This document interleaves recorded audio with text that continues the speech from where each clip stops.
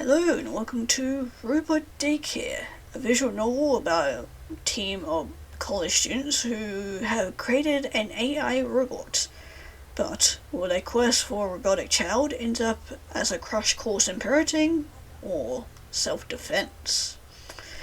Seems ominous, so let's start a new game. I don't think that's a good idea. Why not? I think it sounds cute. And if all of us work together, it's totally manageable. That's not the problem. Right about this guy overdoing it. What do you mean? If you take care of the programming, most of the responsibility is on you. Let's see how I would be able to supervise what code you put in. Not true, I can keep an eye on him. After all, my work only starts once it's already built. Well, thanks for trusting me. I don't care either way. Do you have any other ideas?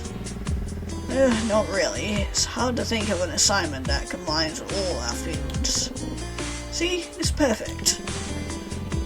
I'm just glad you had to put in the least amount of effort. Yeah, that's gotta be it. What are you gonna say that? Because it's the truth. Just monitor its behavior. Fine. Maybe I'll have less work because I won't have to build it, but that just means I can help you guys more. Like being the errand boy and bringing us coffee. Anything for you, darling. Shut up. But since there's a lack of other good ideas, it seems like I have no choice but to agree on the robot project. I see you came to your senses, Leah. Wait, what about you? What about you? Well, if Mr. Pretentious trusts me, I'll program the robot. What kind of robot are we talking about, though? A remote-controlled car? You trying to make fun of me? What would be a challenge in that? Not to mention, if it was the basic, I'd really had nothing to do. Isn't it obvious that it should be something intelligent? Goodness, excuse me for asking a question. The AI robot it is. So, what should it look like? Male or female? Doesn't matter. Just make sure it's not hot. You don't want this Drexy freaking out. My perfectionism won't allow me to create something that looks ugly. And I hope you won't mind Drexy's lipstick stains or... Why do we even have them on the project to begin with anyway if they're just gonna fuck the robot? I don't use lipstick. That's the part you're gonna disagree with. How about make it look like a child? Oh god. That way it can look cute and sterile, so it won't be able to control, or will be able to control himself. Well, I would hope so, otherwise, again, why the fuck are we letting this dude in on our project? Thanks for having such faith in me. Then it's all set up, right? Is everyone's task clear? Of course, a bit of cute robots, you'll give it a mediocre personality, and Stratzia will be distracting us because he's bored. I only stuck around to show solidarity. I can leave if it bothers you so much. Good call. Maybe I can finally focus on work when you're not blasting music. And if he's the reason you procrastinate so much, you can wear headphones most of the time. Then why are you saying Stretchy will distract you? I could go off in your room and you still focus on whatever book you're reading. I can't tell if you're fighting for or against me. Oh, so being able to stay focused is a negative trait now? You got a neglect everything about around you? Yeah. We don't even have to build a robot. We can just use you. Not joking around, guys. Just call me when the robot is done. So begins our robot daycare. Does it work? Is it working? calm down, will you? You need some time to boot up properly. Oh, good. Don't have to watch the boring process of putting together this thing. Been booting up for several minutes now. Are you sure you didn't mess up? Why would I mess up? Your coding is probably off again. I have no idea how hard coding AI is. Yeah, well, you're just screwing some metal together. You think you're a genius or something? I'd love to see you screw some metal together. You think that's that easy? Don't talk about screwing metal around struts unless we want to catch a case. Guys, look, the robot's eyes are open. See, I told you it just needed some time to start up. Whatever, dude. So, why isn't it doing anything? Well, it isn't my fault. Nothing is happening. Hardware for talking is built in. You're saying I messed up the programming again? No, I merely implied it. Little guy, say something. Something. Thank you, little robot man. Child. I also love his little antenna. It is very cute. Did you program it to have your terrible sense of humor? Oh, but quoting memes would be peak comedy or what? What is memes? Can it be found in a database? God, please do not expose it to memes. It does not need to go down that rabbit hole. Great, you've already corrupted it. Received permission to research memes? Permission denied. Huh, this little guy asks for permission whenever it wants to learn something? Not exactly. It only asks for permission when looking up stuff online. Anything it learns through us or through first-hand experience will be saved immediately. I see, what a clever little guy. By the way, doesn't it feel kind of wrong to call it nothing but it? It should respond to anything as long as it can sense that you're addressing it. Well, you should give it a proper name. How about a Roboy? Rejected. Cyborg? Double rejected. Well, I don't exactly see you guys thinking up of any ideas. Maybe we'll call it the... Don't go there. Okay, that's fair. What on earth made you think it would be an appropriate suggestion? A place that is capable of thought. And since you're so capable, I'm sure you thought up a name by now. I have, actually. Oh. What is it? Oh my god, I actually get to name it. Was, initial name is Nano, but oh my god, what do I need a little robot? No, I know the exact thing I want to call it. Ow! Yay! Yes, I'm calling the little robot child Lau, because that makes total sense. It's pretty cute, I like it. Yes, and very appropriate.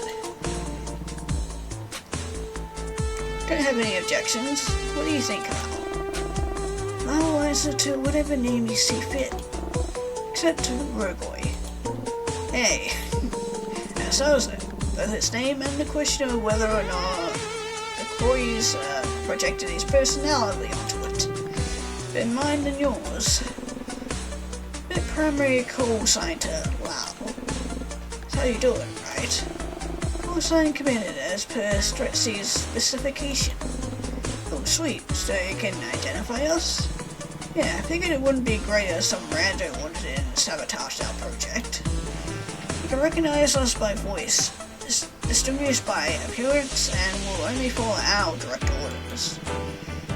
Also log changes based on who made them. Pretty impressive, huh?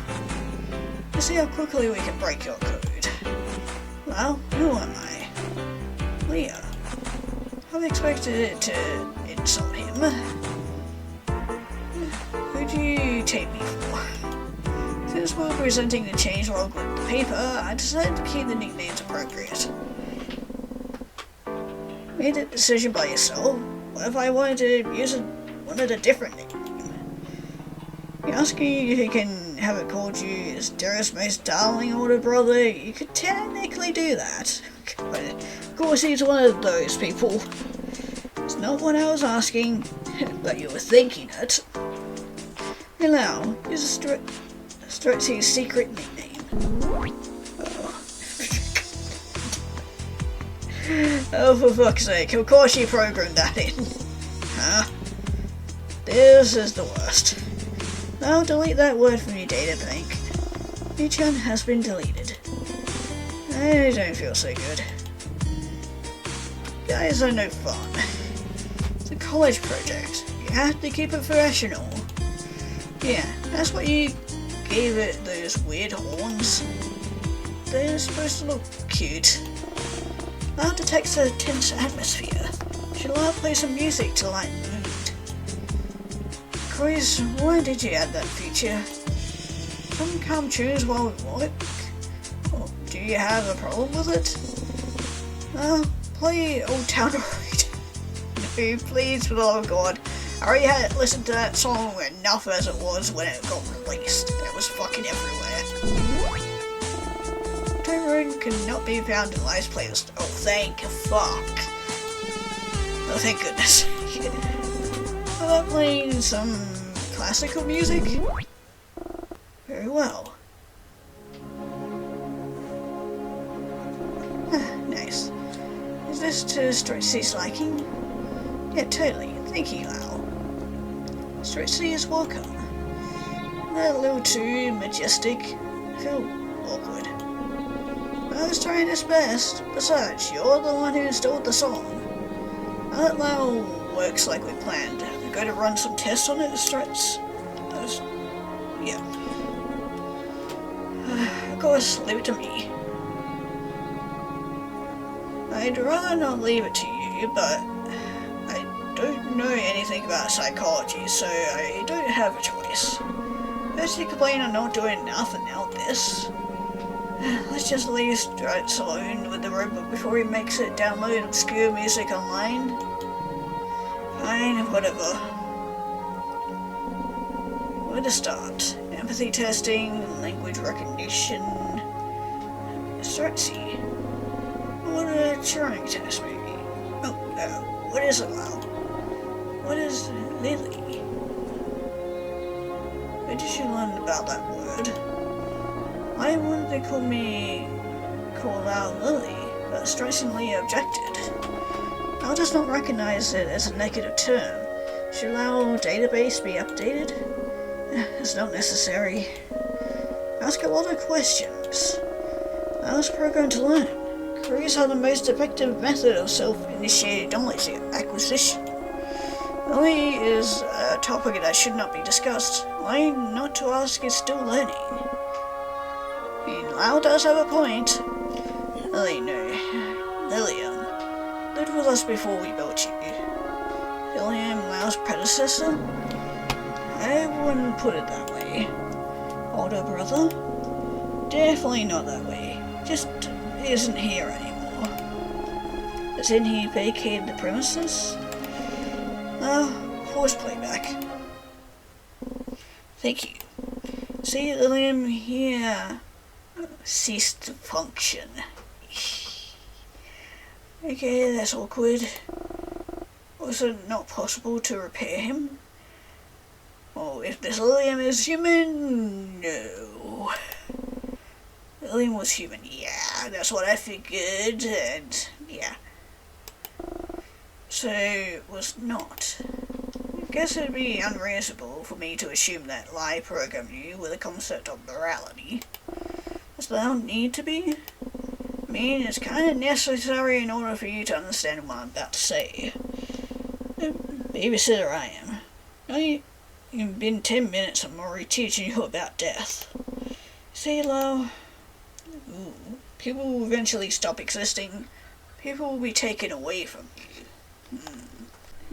Let's go with people eventually stop existing. Everyone's life comes to an end sooner or later. Does one know when? Usually you don't have the luxury of being able to expect it, but when it happens you have to accept it and move on. Make someone accept it. A really tough question. It depends on a lot of things. For example, how much you like that person or how it happened. Did Strachey like Lily? Of course I did. He was one of my closest friends. But I don't deserve to be called his. Oh, was he someone else's? Stress, may I finally ask why you begged us to meet up? And maybe explain why Lillian wasn't invited? I was just about to tell you. Have a little patience. I've been patient. This is your third slice of cake. Fine, I'll get to the point. Wasn't sure how to bring it up. Have you guys noticed that Lily seems kind of off lately? What do you mean by that? Probably Lee's been ignoring his chores like a champ. Oh yeah, that's part of the problem. But what I really mean is that Lee seems so distant. When I invited him to join us, I know he would have declined anyway. He barely leaves our apartment. Hell, he barely even leaves his room. You haven't noticed that? Now that you mention it, William really has been isolating himself. It's not like him. That's no reason to slack off with housework. He's sad or something. Isn't he allowed to catch a break? Is that why you invited us here? Telling us to cut William some slack? That's right. You two keep nagging him, so I want you to leave him alone for a while. Not happening. Get depressed all the time, but you don't see me decomposing in bed and letting others clean up after me. Stress. We can't just let him off the hook like that. We all have certain chores we have to do. Liam continues to laze around, we have to tell him off. If that doesn't help, we'll kick him out. You nuts? Can't kick him out, he's our friend. But if you want to baby Liam so badly, you can do that, but Leah and I won't put up with his behaviour. Exactly, can't let this slide forever. Wouldn't be forever.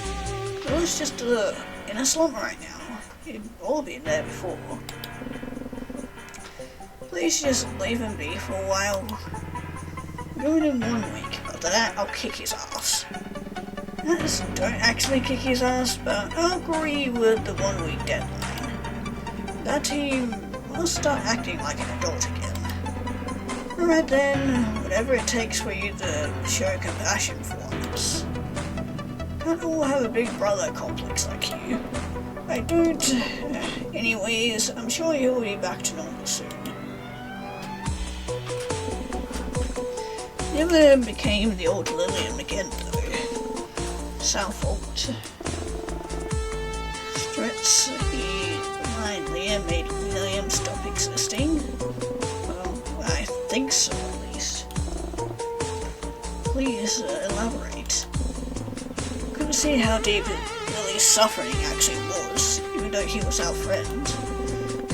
And I would nag him while I would brush off his sadness like it was nothing. Like a temporary mood swing that would take care of itself. But considering that he's gone now, it must have been unbearable. Didn't like making other people worry about him. Always kept his problems to himself.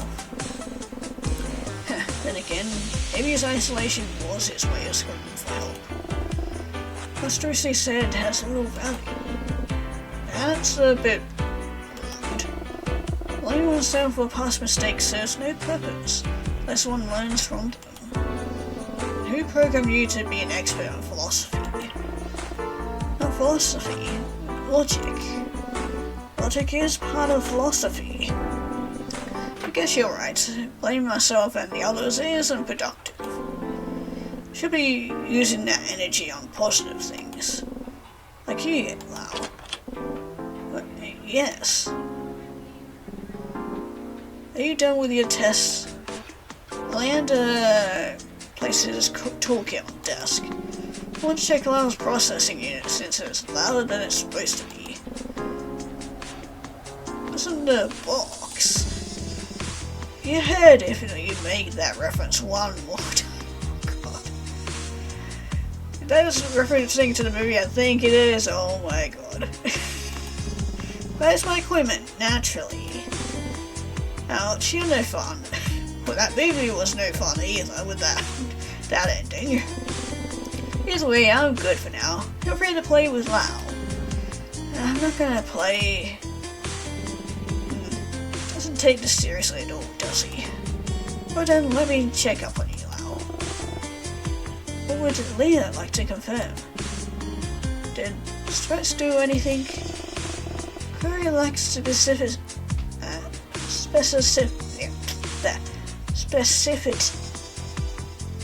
that word, necessary for meaningful response. What kind of test did he run?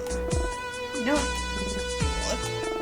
Strauss did not officially initiate any tests, so no results have been recorded.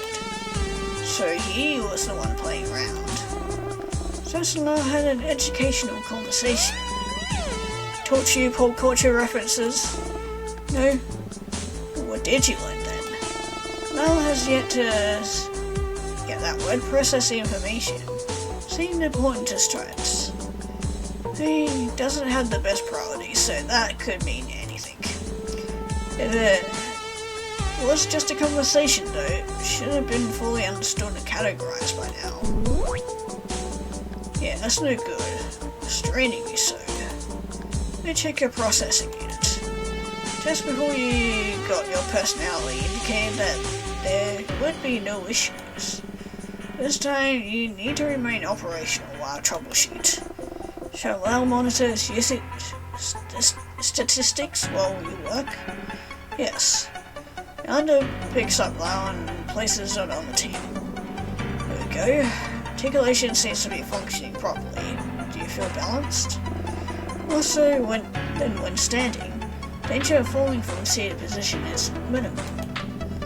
Excellent. Record gyroscope readings and initiate dexterity test. Unbutton your shirt. Cannot complete task. Necessary instructions not found in databank. This is as good a time as any to test visual learning. Push this. Unbutton his lab coat to set an example. Is somebody going to walk in perchance when he's doing this? Skill stored. Processing to unbutton shirt. Warning. Torso circuitry is exposed. Disregard warning. Into troubleshoot mode. Now, let's have a look. Everything appears to be in place. And again, neither of them have the technical know-how to make any meaningful adjustments. Who? They're programmed to be logical. Croesus has done his job. Should be more than capable of figuring that out. Actually, hold off on figuring that out. Let me remove your processing unit for inspection first. Yeah. Wow. Temperature reading of anterior thoracic cavity. 342.15 Kelvin. And non-essential tasks and switch to efficiency mode. Increasing functionality. Base operations are remaining active. Wonder why it's so hot then. Hours lights dim and the whirring sound of a strange system gradually quietens. Much better. Must be the auxiliary functions using too much power. Amanda pulls out a pair of insulated gloves from the box he brought with him. After putting the gloves on, he flicks his fingers before attempting to remove the processing unit a second time. He succeeds this time, thin wires tethering it to his recessed slot in Miles' chest. Doesn't look damaged. Even though it's painful for humans to touch, I don't think we had to worry about you melting. Must be LaCroix's messy programming, or... Has your conversation with Stretz been fully processed by now? Visual interpretation is now complete. How did you initiate the conversation? Did not. I asked a question. Stress educated Lau on the subject. I see. What was the subject? William. Learn a grip on the processing unit times. Suddenly, sparks life on the connections. I was it slightly before carefully sliding it back into Lao's chest. Sorry, did that hurt? What does hurt entail? Of course, that was a stupid question. Didn't store any pain sensors. Naturally, you wouldn't be hurt. So pain results in hurt. That's the simplest way of putting it. Is there a more elucidating way of putting it? Well, yes, but you would have to ask Stretch about that, rather than me. He's the sensitive one. Though sometimes I get the feeling he's just pretending. He doesn't actually know that much. Your statement is difficult to comprehend. Please elaborate. We notice that Stretch and I behave differently. Yes. Good, because unlike him, I take things seriously. That means I take pain seriously too. Stretch just brushes everything off. He's blind to other people's pain and suffering. And pain and suffering connected? Yes, definitely. When you're in severe pain, you're suffering. But you don't always notice it. Suffering others, I mean. Some people don't want others to suffer because of them, but they act stubborn and try to hide it. Is suffering contagious? Somewhat, I would say. Not like a disease, but seeing someone you care about suffering causes you to also be in pain. I guess that's why he wouldn't show us or talk to us. Why is there liquid running down Lee's face? Amanda brushes his fingers against their cheek, staring at them in amusement when they come away wet. Bodily harm is not the only source of pain. The mind has heard it. This pain is called sadness. Sometimes if the pain is strong enough, tears come out of your eyes. But please don't tell the others I did that. Why does the body react as only the mind was hurt? Is there a logical reason? Feelings aren't always logical, no matter how much one hopes they are.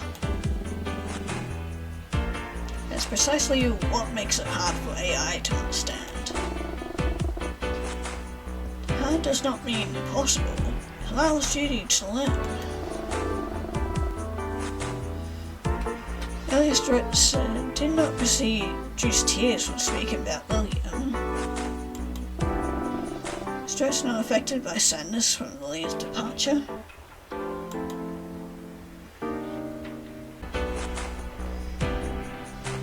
I guess he is, just in a different way. And everyone cries when they are sad or hurt. Nor do people cry every time they feel that way. It was difficult without William around. We dealt with the pain in our own ways. William was also hurt, but we didn't realize how much until it was too late. Did William cry? No, he gave us obvious cues like that. Or he never gave us obvious cues. That. No, I mean that he didn't communicate with us. Thought that if we were his friends, he should have been able to open up. That's why I thought showing some tough love would wake him up. Well, William, prepared to come out today? Go over his door, leave him alone. Now greeting him is considered harassment. He obviously doesn't want to talk to us, yes. Yeah, feel a bit lonely is going to be a huge help for him. Loneliness will make him realize he needs us. Ask for our help when he's ready. As much of a gamble as my method, except it's a lot more cruel. Setting people's boundaries is cruel. Never understand you. Guys, it's too early for this crap. Both twisting each other's words. Shut up. What's your brilliant solution to the problem? Don't get a new answer from me. I still think we should call someone and let the pros handle it. Great, get a lot involved. Really wants a break, not more stress. And just tell his favorite professor or something. And they'll be legally required to contact the police. Look, I know it's a hassle, but we clearly not qualified to deal with this.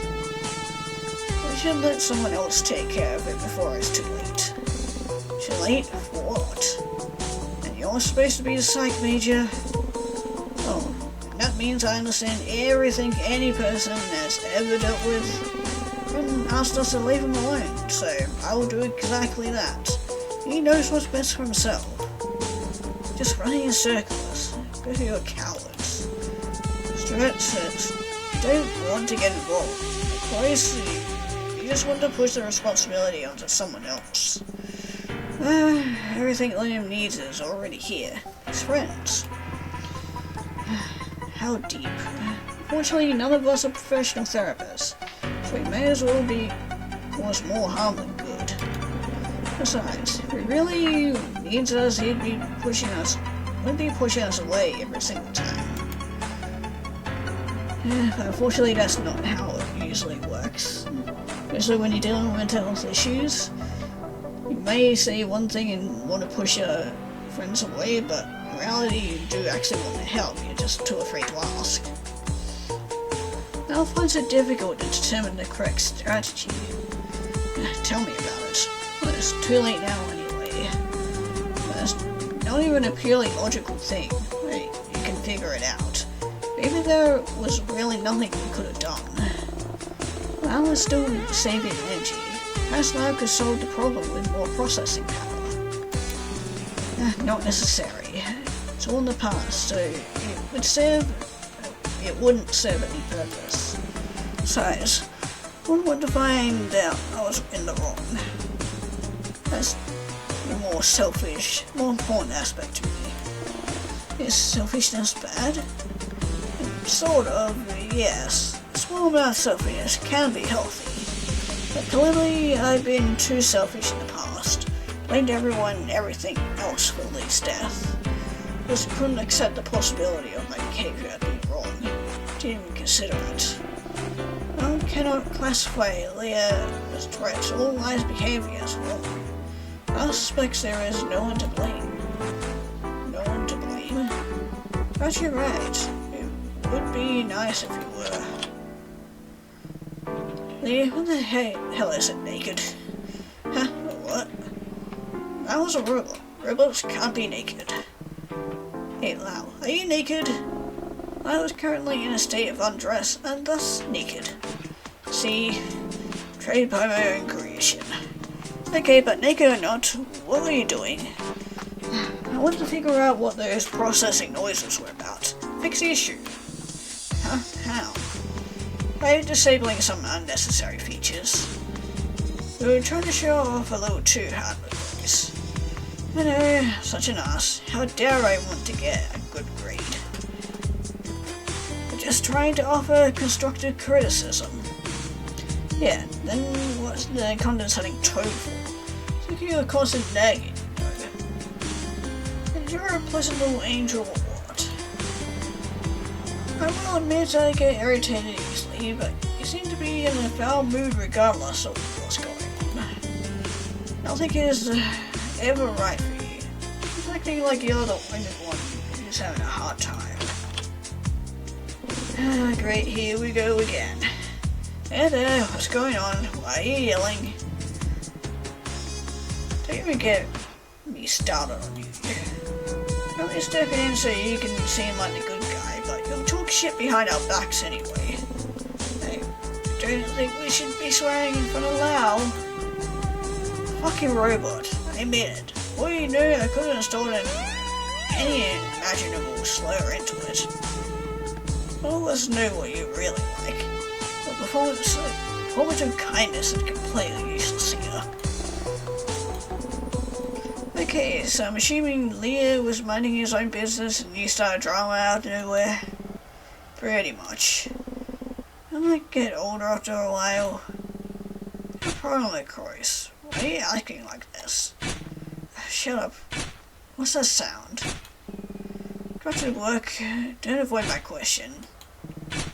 What construction? Past midnight. The only one's here. Guys, where's Lau? Uh-oh. Lau, what are you doing? Sitting on the table just a second ago. Hey, Elias weren't scared it off after all. Get over yourself. Suddenly strange droplets start to appear on the floor. Spiders even land on the guy's shoes and pants. Confused, the young men try to figure out where they could be coming from. Look around the corner, both Lau's location and the middle noise of origin finally become clear. Lau is standing next to the table and is repeatedly bashing his head against it. On closer inspection, it seems to be purposely lining his face up with the edge of the table. One of his artificial eyes has already been into a pulp. Blue liquid containing clumps of plastic and metal is flowing out of the now empty socket. He's thrust more tiny pieces are scattered about. That doesn't seem to bother Lau. It's basically making his other eye reach the same fate. As the mass in its head is getting stickier, its movement is gradually slowing down. Is it harder to move because it keeps getting stuck? Or is it losing power? It's difficult to tell. Why is it doing that? Didn't program it in. It's not my fault. Don't just stand there. Do something about it. First pulls the Lau away, firmly hugging it to prevent it from causing more damage to itself. Even though it has nothing to hit anymore, its head continues doing the same motion. Leander tries to stop it with force, but the small robot seems to be more powerful than expected. Stop. There's no reason for you... Tears. What? Chris winces when two black holes filled with mushy blue residue gleams up at him. I was taught that sadness causes humans to cry.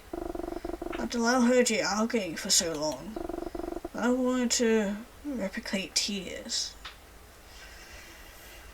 Oh god, what have we fucking done? Who taught you that, Lau? Might have accidentally. What on earth did you do it? Leah cried in front of Lau. Hey, I told you to keep that secret. Lau isn't programmed to follow orders strictly, but to find ideal solutions. Telling them seemed to be the best course of action. Sounds fake, but okay. What are you implying? Implying you fucking faked it. Rubbed water on your face or whatever. Go down with the conspiracy theories, will ya? Really think you do that on the off chance that he could use it against us somehow? What a classic. In the end, you two always team up against me. I mean, you kind of are acting like a fucking dick, sir. It's always been like that, isn't that right? Hey, watch where you're going. Go drop my cake. Whatever, I gotta get out of here. What's wrong? Is the central heating being weird again? Yeah, right, as if it isn't obvious. Told me you had another fight with Lily. Told you to leave her alone. Negativity is really the last thing he needs right now.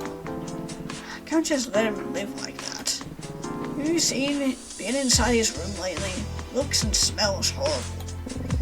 Oh my, just overreacting. You know his mom. Maybe we should actually get his mother over here so he starts doing something for a change.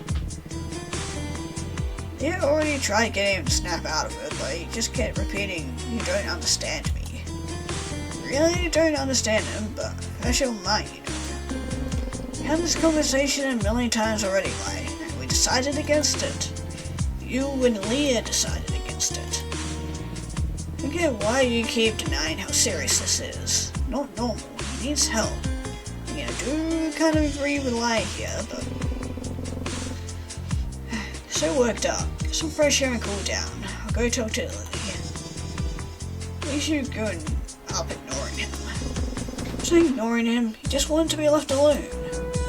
Well, let you sleep at night, but go on and talk to Lily.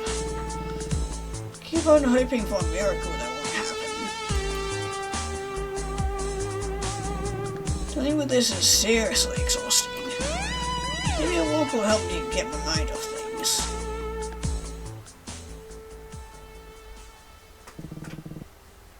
Guess Lee isn't back yet. Oh, Stuart left his cake in front of Lily's room. Hey, you okay in there? I apologize for lashing out my dad earlier. Come on, do something now. I didn't mean everything I said. Stretch left you a cake. Why don't you try a bite? I'm gonna bring it in, alright? Oh. This one he found. Well, I gotta say, you're kind of being childish right now. It's not the end. I promise I won't scold you anymore. Hey, are you okay there? Lily, please answer. I guess I have no other choice. Sorry I had to come in like this, but you... not in here. Hell, is this a joke? Christ, what's a note on Liam's table? To my dear friends, sorry that this is all I leave you, but I can't do this anymore. Please don't worry about me. I'm in a much better place now. Liam. What? This was your solution? No way. Why would you? I will. I'll never forgive you, or never forgive myself. I don't think saying never forgive you is gonna make things better, so let's just put the blame on myself, cause why not? Had it all wrong. Oh, I got an achievement. Apparently I only chose the good options. Yay! I somehow managed to do that on my first try. I had it all wrong. It's obvious to me now. If I relied I had was clear the last straw. I'd been more understanding, it wouldn't have ended like this. Blamed you guys instead of facing my mistake. You're not the only one. I think all of us are guilty of that. I'm sorry, we mess up again. I was our new friend. It's time we can make things right. Right, we have an assignment to work on. Dwelling on the past won't give us any good grades. With all these awful injuries, I can't believe we let that happen. Good thing only the eyes were damaged. Considering that I have spare parts, this should only take a few minutes. Good. Hopefully maybe now we can all work together and be all buddy-buddy. That's much better. How do you feel now? I just don't feel any different. However, the ability to see has been restored. Maybe we'll get a passing grade after all. Not so fast. Stuart still hasn't done anything, so we have nothing to hand in. Like as always, I guess you're not wrong. What are we supposed to do though? Teach Lau about the power of friendship? I dare say that would be a scientific breakthrough. And definitely not something they're going to learn from us. Lau, do you know anything, or do you know what friendship is? Definition is not in Lau's databank. Should Lau look it up online? Really? You were making a robot with your friends and you didn't bother program. Never mind. Positive vibes. Let's try something else. Lau, how do you feel about us? Lau does not know the answer to that question, especially in Lau's creators. Is there something similar to creators in your databank? Synonyms for creator found. Inventor, founder, god. Kinda like that. Of course you do. Absolutely not. Now, please continue. Maker, producer, parent. Parent. That's it. How do you like Lau's parents? Isn't that right, guys? I feel like a little too young to call myself a father. I certainly haven't been a good one to Lau so far. Besides, when I apply I'm married to you two or something, dude, it's not that deep. We all came together to create something beautiful, so it's only natural we call ourselves as parents. Why are you looking at me like that? Just got shivers. Just the amount of sappiness is horrifying coming from you. How you actually managed to say that out loud is beyond me. Because he watches too much anime. Of course he does. You're the one who was talking about the power of friendship earlier. Oh god, don't tell me he's a Brody. Anything, you're the one who sounds like an anime protagonist. Now does not know what an anime protagonist is. Is it important information connected to being a parent?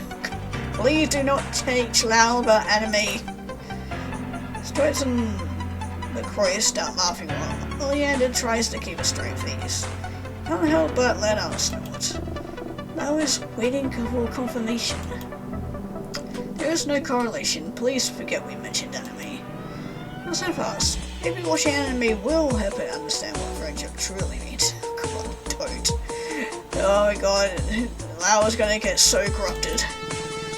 For example, there's this one episode of Lucio where... Please don't make me regret this already. Fine, I had my fun. But Lau, how do you feel about us being your parents? Does this make Lau your child? All three are taken aback by the question for a moment. Honestly, can that thing get any cuter? Lau's not a thing. Or at least not anymore. It's our little boy now. Who says Lau is a boy? Lau does not have a set gender. Oh, but does that mean we can pick one for you? Isn't it to refer you seems kind of dehumanizing? It's not human. You know what I mean. Lau will react to any pronoun Leah, Stretch, and I choose. Work. I didn't expect you to program that in, of course. I didn't know what you'd make Lau look like. It's not like I tried politically correct or being politically correct or anything. Didn't think it was possible to act sundari about being called work. But seriously, which pronouns should we use? Oh, they, he, she, or it. I mean, neither boy nor girl, so they? Going with they. Yes. Like by me, not like this changes how we treat them. What on earth was that? That was a yawn. My apologies, I'm very tired. That was worded more like a scream than a yawn. But no, we're teaching you how to yawn. Did Lau yawn correctly? No, in the business we call that a scream. Oleander is just weird. Inherited from my father, I can't help it. But considering all the things we did and talked about today, I think it would be fair to call it quits for now. Yeah, I'm beat. Bet Lau is feeling tired too. Lau's energy is currently at 47%. Okay, maybe not that tired. Maybe we should all go to bed anyway, including Lau. But they don't have a bed. Since we're calling them our kid, it would be weird if we made them sleep on the floor next to our power outlet. And why don't you let Lau sleep in your bed, Leo? Pardon? I can't know what you were suggesting. That's ridiculous. I would prefer charging while being cushioned by a mattress for increased safety. Just gonna say no to your sweet little baby child. Alright, I suppose I have no choice. Good night, you two. Good night. Well, are you gonna say it back? Oh, good night. Kinda unlearned how to be nice and polite to each other, huh? Last time we exchanged good nights and good mornings was when Billy was still around. True, I guess. Enough of that already. Never got getting sentimental in front of Lau. Yeah, you know how that turned out. I would prefer never having to fix them in such a manner ever again. I apologize for the aforementioned malfunction. Maybe we would get washes over them, sending them into silence for a while. You need to apologize, it wasn't our fault. Just go get recharged now. Lau understands. Yeah, please take Lau to bed. Just cute. Oleander involuntarily forms a tender smile as he takes hold of Lau's tiny hand. He isn't giving off any heat, but he feels his heart warm up regardless. Rough then, good night for real now. sequel you two. When last case charge well. You just call it sleep for simplicity's sake. But you sit down in bed already. Well, where's your charger from the supply box? Affirmative. Leona digs through the various cables inside the box, but Lau attempts to climb up his bed. Unfortunately... Is something wrong? The bed is too high for Lau to climb up. Oh my god, that's cute. That's adorable. Now requires assistance. Sorry, Lau, I didn't even think about your height. Give me a second, alright? Same time for 1 second. Leah, it is time to help Lau onto the bed. That's not what I meant by give me a second. What did Leah mean then? To figure of speech basically means that you have to wait a little bit before someone has time for you. Understood. How long is a little bit? Definitely more than 1 second. I'd say a minute maybe. I'll say the duration of a little bit as 1 minute in the database. Good enough, but I have your charger now, so you don't have to wait anymore. Oleander tucks the charger under his arm and walks over to Lau, lifting it up carefully and placing them on the left side of his bed. Thank you for the assistance, Leah. You're welcome, Lau. Why is Leah smiling? Huh, well, because I'm happy. What is making Leah happy? Simple, you are. How's Lau making Leah happy? Just being here, I'd say. You're cute. Cute things make me smile. Oh god, are you not? Please don't tell me you're falling in love with the robot child. I will swap you with a fucking newspaper. Stop it. You do not need to catch a fucking kiss. Also kind of my child. It was nice to have something to protect. I hope to god that you don't end up becoming like Jacob and printing on a child either. Lau is glad to make Leah feel positive emotions. I'm not strong enough for all this wholesomeness. I probably recharge and I should sleep. Let me tuck you in. Amanda instructs Lau to lay their head down on the pillows. Plugs one end of the charger into the power outlet, next to the headboard, and the other end into the port hidden underneath Lau's shirt collar. Afterwards, Oleander takes the soft blanket at the foot of the bed, tucks his robot child in lovingly. Are you comfortable like this? Let's cushion properly. Risk of external damage while charging is minimized. Satisfied with the reply, Oleander gets up and charges into his pajamas to join Lau. Once under the same blanket, he begins to think back on everything that happened this day. Lau recommends choosing standby mode or turning the system off for more effective charging.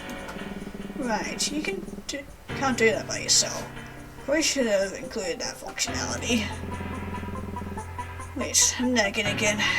This is going to be hard to unlearn. Why does Leah wish to unlearn nagging? Because it spreads negativity and makes others feel frustrated or sad, and, well, being sad can lead to now, right?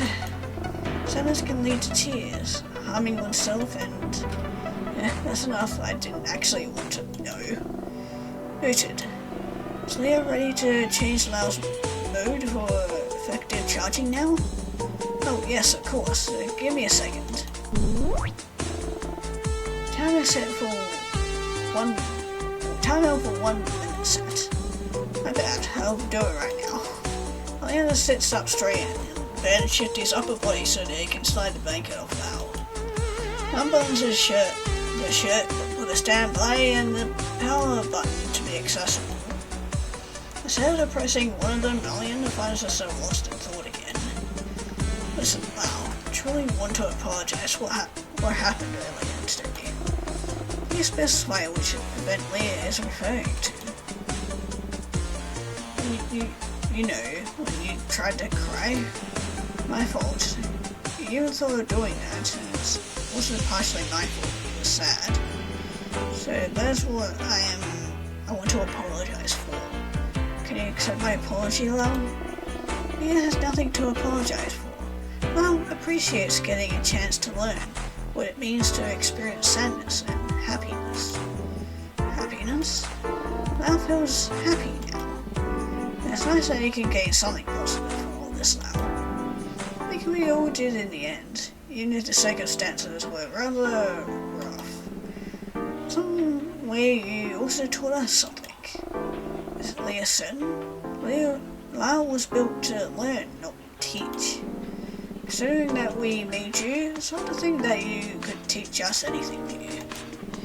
But without you, Licorice, Stretch and I probably would never have forgiven each other. Probably would have never realized that we needed to. That's what we owe to Lillian. I was happy to help their parents. It was unusual. Anyhow, for now we should finally sleep. Can I turn you off, Lau? Yes. Alright then. Leander fingers hover over Lau's power button. Good night, Lau. Good night, Leah. Lau recommends sleeping for at least 7 hours for a proper rest. I'll try. Finally, the power button is pressed and Lau shuts down. Leander can't help but smile at the mix of emotion that he feels as he lays down closer to Lau than before. You're cute. Good morning, Lau. You can see everything properly? Good morning, Leah. Running visual check. Please stand by. Great. Leah's vision is at 100%. That's good to hear. Let's run a quick mobility check to 2. Maybe lift you off the bed. Affirmative. Leander carefully lifts Lau up and lets their feet settle on the ground before him, without letting them go completely. Are they still fully balanced? Can I let go? First group is fully balanced. Here can let go of Lau with no risk of damage. Right, there you go. I'll perform standard mobility check. Affirmative. Lau begins to move all their body parts one after another, starting by rolling their head, finishing by taking a few steps on the spot. Mobility check complete. Lau's body is at 100% functionality. Great. Glad yesterday's incident didn't leave any traces on your hardware. Now recommends a software checkup. Chris said that you wanted to do that earlier, actually. I suppose it doesn't make sense, especially now that you're suggesting it to me. Earlier? Chris and I had breakfast together while you were still asleep, or well turned off. That was the first time we ate together, willingly. What feels like forever. It was a welcoming change. Leah is smiling. Does that mean that Leia makes Leah happy? I wouldn't go so far as to say that, though we do get along significantly better than before.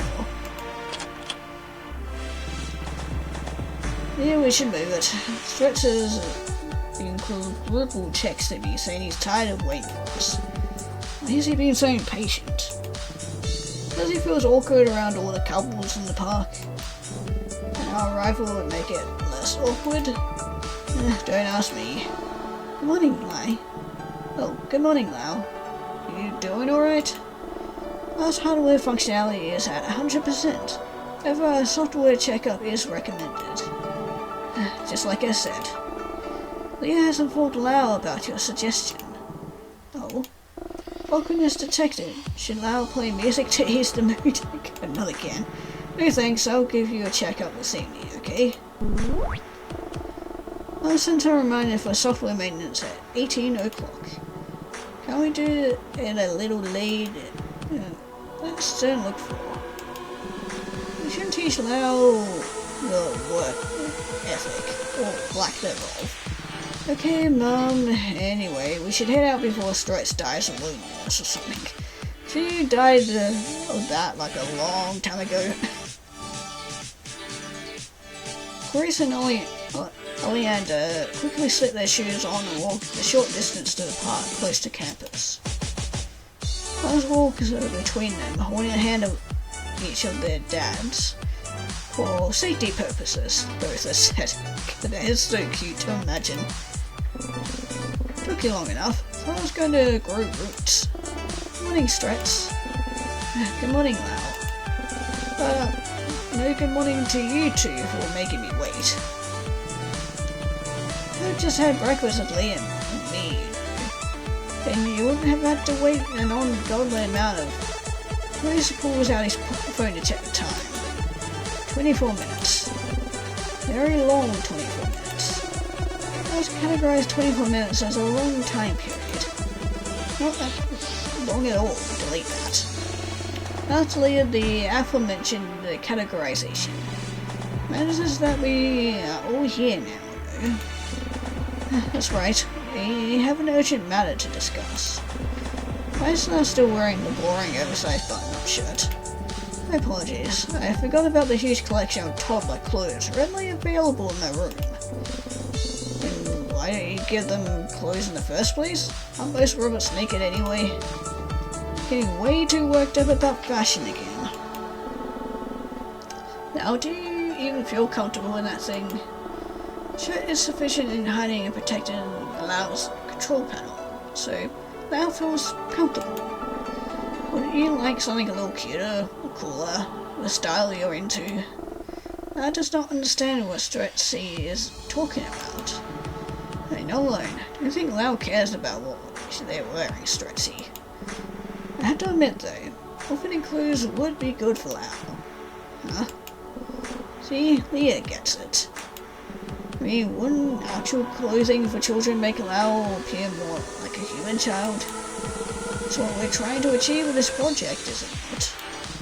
So it's officially turned into a parenting assignment.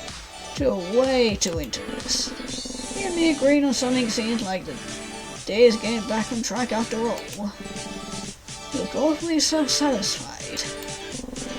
Something wrong with that? Please, none from the children.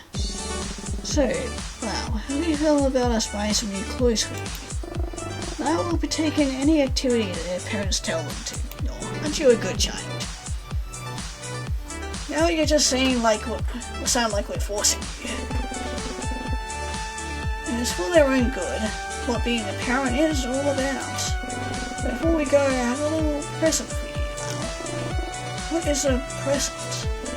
I'll show you. There we go. Oh my god, that is adorable. That is so cute. So the present is a blue hat. Not quite. Think someone buys or makes for someone else. I don't want people to look at you weird when we're shopping.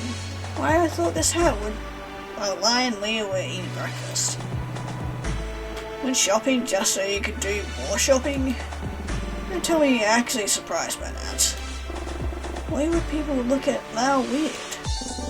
Worry people would comment on your horns or something. Antennae, and they're cute. I'm unsure the public would agree. Let's play it safe, alright? And I was grateful for the present if it helps them stay safe. You're absolutely welcome, Lau. Now, let's get moving.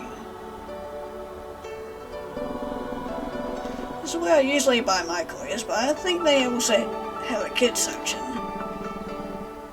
Maybe the Crocs will find something that fits them there. That was uncalled for. So I think the most important thing we need is a pair of pants whose root joints are a dead giveaway. Really? These are the first thing you think of?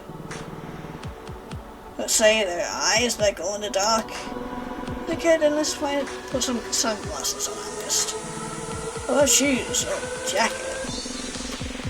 You got it. Let's not forget what we came here for. A proper shirt. Do we really have to do that? Huh? I thought you were on board. I am, but I think the oversized shirt looks really cute. Fine, as long as we find the other things, that will look awesome anyway. So, Lau, what's your verdict? Looks super cool. Oh my god, I fucking love it. Lau has no particular opinion. I do. Lau looks like every cool kid that ever bullied me. Lau is a bully. Lau recognizes bully as a negative term, waiting instructions. No, you're fine the way you are. You don't have to change your appearance for anyone. You really had the nerve to say that right after we went shopping because of you. I just wanted them to wear something. They care about details. What do you want? Or what do you want to look like, Lau? Lau has no preference here. As you learn more, you'll develop your own taste and you can choose how you want to look. Everyone with the ability to do that? No, well, it's not specifically for stuff like fashion. I was capable of acting differently based on past experiences, so who knows what they can do. You should know, but maybe a Stretzer can figure that out as well. It would certainly look good for our report. Unless we got that we built Lau for educational purposes. Lau exists to learn, not to educate. How about both? How about neither? No matter what we built them for, Lau now exists for themselves. Lau does not understand. He will in time if we raise you well. Based on recent data, Lau predicts Leah has the capacity to be a good person. And that's do Stretz and lie. Oh, thanks. Hopefully one day you won't need to analyze data. You'll just be able to trust us. Is trust not built on data? There's a feeling that can be based in fact, but after enough positive experiences with someone, it becomes intuitive. So you don't consciously think about your shared history anymore. Do Lau's parents trust each other? Nobody answers Lau immediately. It won't be incorrect to say yes, but it won't exactly be true either. With each other, I'm unsure how to judge the atmosphere, for Oleander places a tentative hand on Lau's head. Trust can be broken, but it can also be rebuilt. Either way, let's get you home. Can Lau hold Stretzy's hand? What? Lau held hands with Lion and Leah while walking here. Therefore, Lau should hold hands with Stretzy on the way back. Cute. Lau's concerned about you, Stretz. Lau concluded that it would be fair. Concerned about his feelings, at least. Hey, you're just jealous because I have feelings. Before Stretz can finish his sentence, stopped by a small tug on his waist. Looks down and Lau lets go of his shirt, extending a small hand up towards him. Stretz smiles and takes it in his hand, their palm pleasantly warmed by the sunlight. He takes a step before pausing. Sorry, I didn't mean that. I know. Makes one thing. Most leads Stretz over to Oleander and tilts their head at him. The fact is somewhat ruined by Lau's swanky new shades, but Oleander remembers the lightless stare of the empty eye sockets and sighs. Among other things, the Chris is knowledgeable about.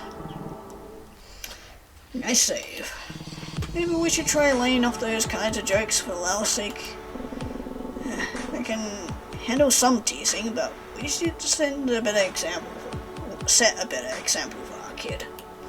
That's something we can all agree on. I will continue to offer solutions to conflict if so desired.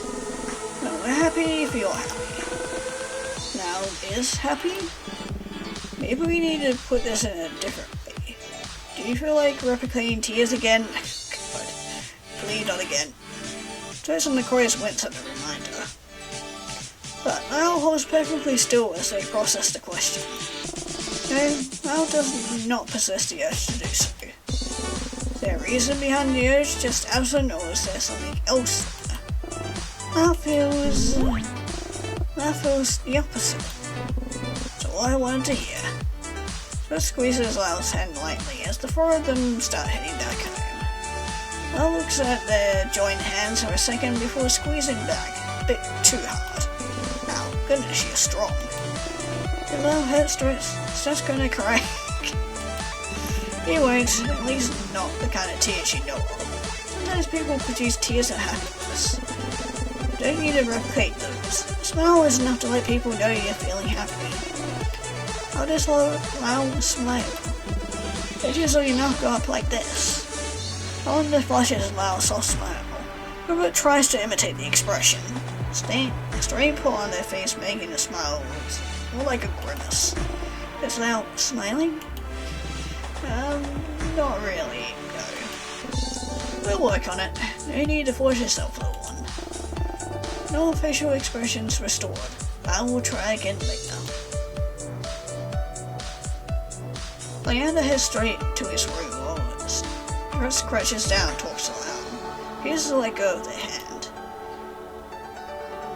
Lai stands next to him, somewhat awkwardly. Ready for your psychological test? Yes, I was looking forward to learning. Hold on a hot second.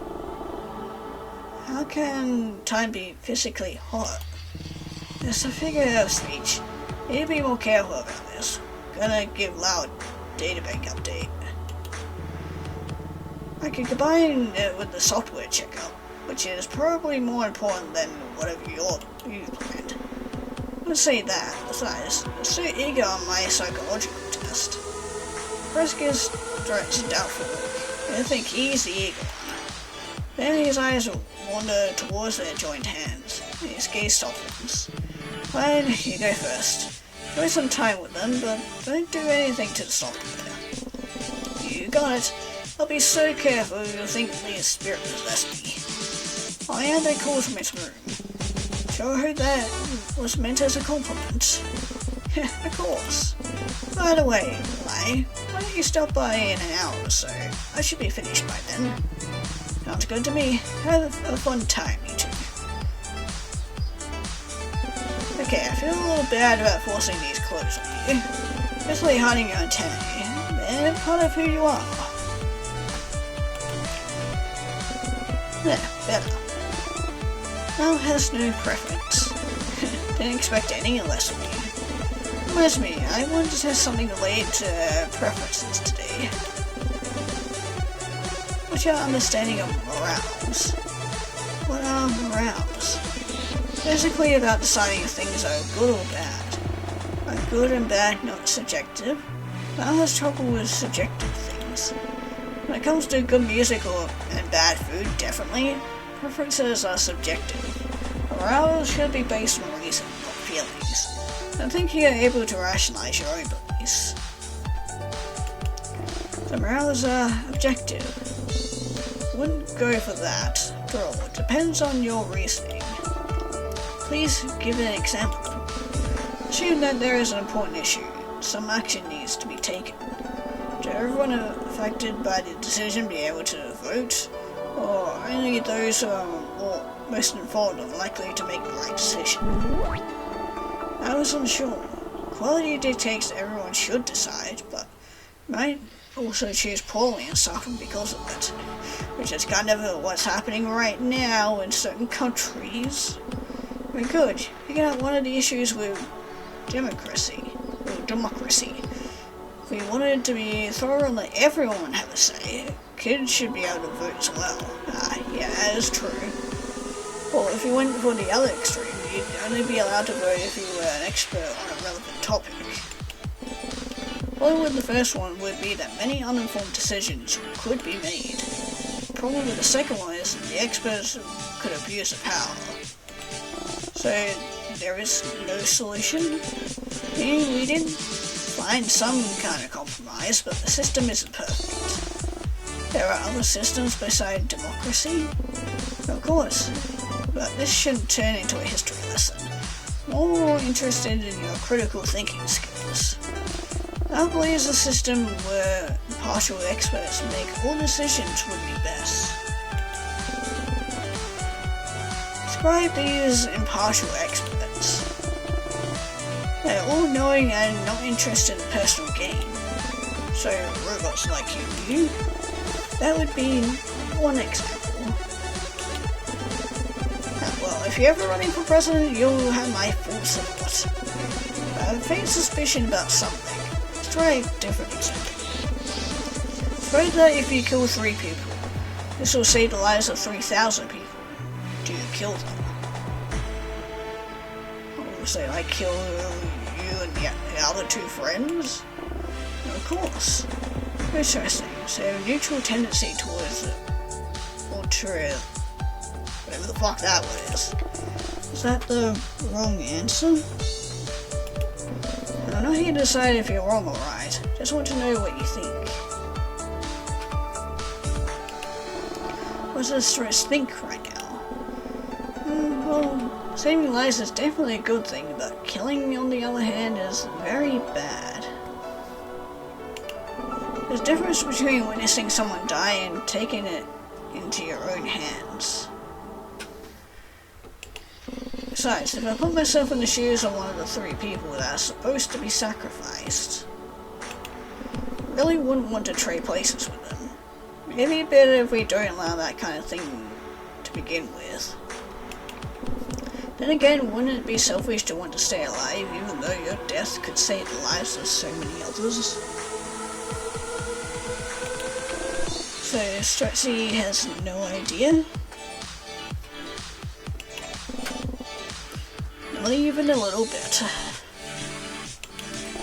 Well, fails to see the educational value in this. Now, these ethics are really that boring to you. There are no objective answers because there is no correct way of verifying them. Lau cannot determine the correct answer. Lau is not learning. Are you sure about that? I've already been in situations where there wasn't a crystal clear correction or correct answer. For example, when the 3 of us were arguing, you cried, but there were 100 different things you could have done instead.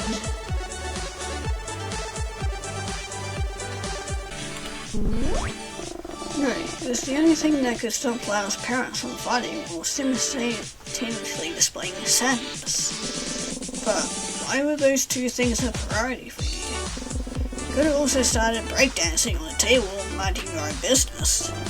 Why would Lau do that? I'm not saying you should have. I think it's just interesting that in that moment you had a very clear objective. Almost as if you care about us.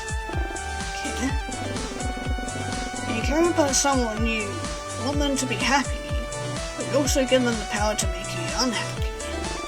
That does sound like an equal exchange. Really, those you care about you too. And we definitely do. Who? Lee, Lai, and I. We all care about you, Lau. You done yet, Stuart? Not next time, or I might get a heart attack. Does entering rooms without knocking cause heart attacks? Maybe. Yeah, it happens. Definitely not with Stuart. You need to be a senile old man to shit your pants to death. Oh, this one shit. Yeah, don't say it. Take the pure little baby lie. Anyways, back to my original question. Are you done yet? I could technically do this forever, but I'm good for now. That was all yours. You can stay if you want, I don't mind. Really letting me watch you work? Never allowed that before. Well, we also didn't have a robot child before. Good point. That was the reason Stretch, Lai, and Leah are spending more time together? Yeah, you've really helped us reconnect. It was like back to how we were when Lily was still with us. So Lau is like Lillian? Yeah, personalities are different, but I guess you have the same effect on us. And that effect is good? Absolutely.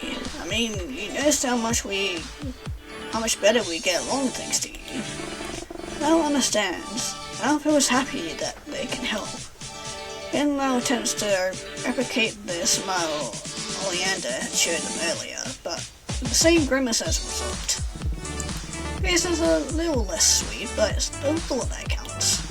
Anyway, checkup time. I need to cut you your power for that, Lau. I was alright with being turned off.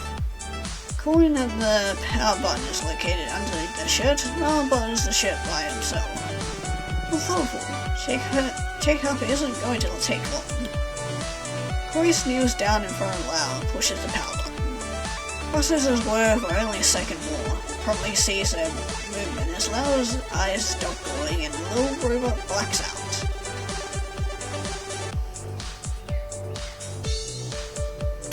And how come the eyes aren't glowing? Something wrong. No, I'm not the one who built them. I'd say Lau is still booting up. Yep, and here we go. Here we go. Welcome back, Lau. Hey Lai, hello Strats. Software wasn't affected by the incident yesterday, but I did take the time to update your databank. Also realized I forgot to include this little thing called the 3 laws of robotics.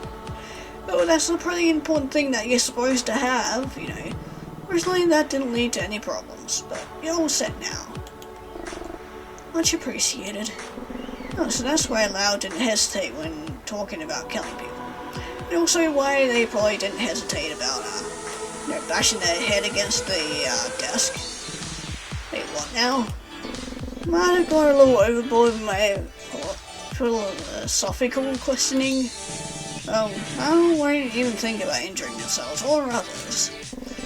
Thank you, LaCroix. Very cool. No problem. Gotta do something else or I'll end up lazing around. Makes me worried about what would happen if we chose all the wrong answers, all the bad ones, because uh-oh. And we wouldn't want that. So I'm forgetting how to knock today. Is Stuart's going to have a heart attack? Sure hope not. I don't feel like performing a CPR. You're a loss. Importantly, how did the test go? Pretty good. It seems Lau has big plans for the future. About the software checkup. Lau is in perfect shape. As a relief, I was worried. What is Leo worried about? You, of course. I was afraid that despite the hardware check being flawless, something might have happened to your coding. Lau understands. Lau will try not to cause Leah stress and lie any concern from now. I think Leah will worry no matter what. Is that all you came here for today, though? No, I was wondering if you two were up to write the final report now. Sure thing. I think we can make enough progress for it. The deadline's rather close, too. Well, we're heading back home. Sweats off his hand and Lau gladly squeezes it back. A lot tighter this time. Lau holds to out their feet. Free hand to the Grace, who grasps it as well. River then looks over at Oleander, lowers the head and frowns. Lau does not have 3 hands. It's fine, I'll just hold the doors open for you. Lau accepts Leah's offer. True to his word, Oleander opens all the doors in their path. A real gentleman, huh? The children and their 2 dads, always. Stuart sticks his tongue out at the reply, and the police exhales an annoyed sigh as they make their way to the couch. Mal was sitting on the boy's lap to save space. Just as they start jotting notes down for their draft. Finally, someone knows how to talk. Wait. To order any food for delivery? I don't have a package due to come today either. Me neither. Might be one of our neighbors though? I'll check. Stuart walks over and looks through the people. Ooh, what is it, Stuart? Looks like he's seen a ghost.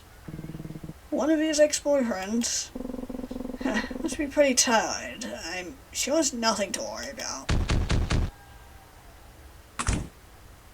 First stumbles backwards as the door swings open. Well, processes Croy's frozen expression. Alanda's tight grip on the edge of the table, and finally the stranger at the door raising a hand in greeting. Lily?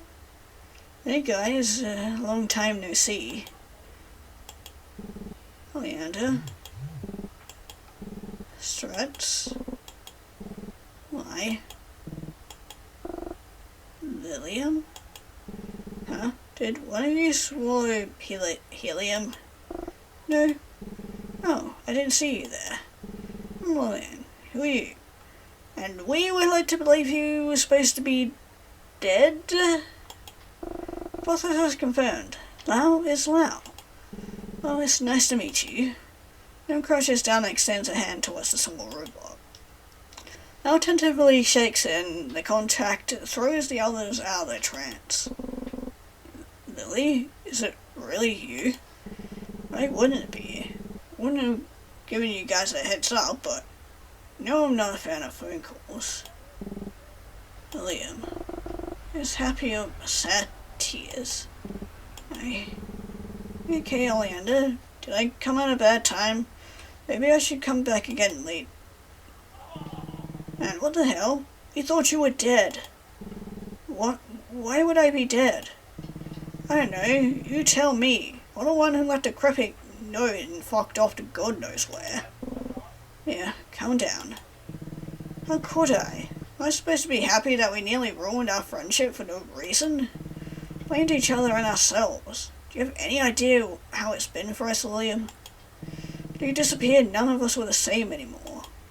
Do you have any idea what could have happened? What could have happened? Christ, that's enough. You're not being rational. I mean, you gotta be a little rational. I mean,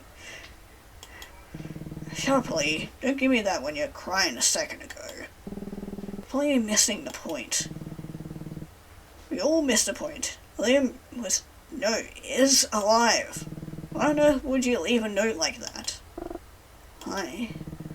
This some sick joke to you? Christ. Why couldn't you communicate like a normal person? Did we even matter to you? Papa?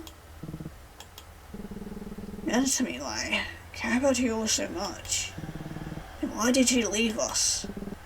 Christ. Made Leah cry again. Okay, Oleander, Stuart, it's my fault he feels like this way. It's my responsibility. It's not. Huh? Stuart said that blaming people was less productive than focusing on positives. He said not to dwell on the past. He also said that emotions are not rational. Everyone has been hurt.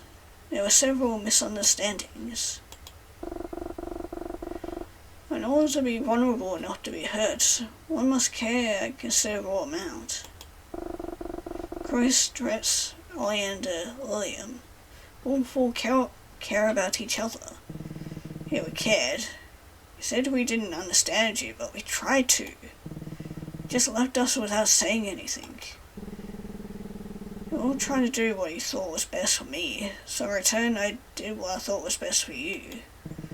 Ghosting us all to the point we believed you were dead was for the best. No, I just didn't want to burn you anymore. Followed you so much we had enough of it and left. Stress was right. Don't want to have to be right about that. Won't. Please believe me. No one wanted to hurt you. No one would change the fact that I left you so suddenly, but... Do you think it would help if I tried to explain? I would like to hear it.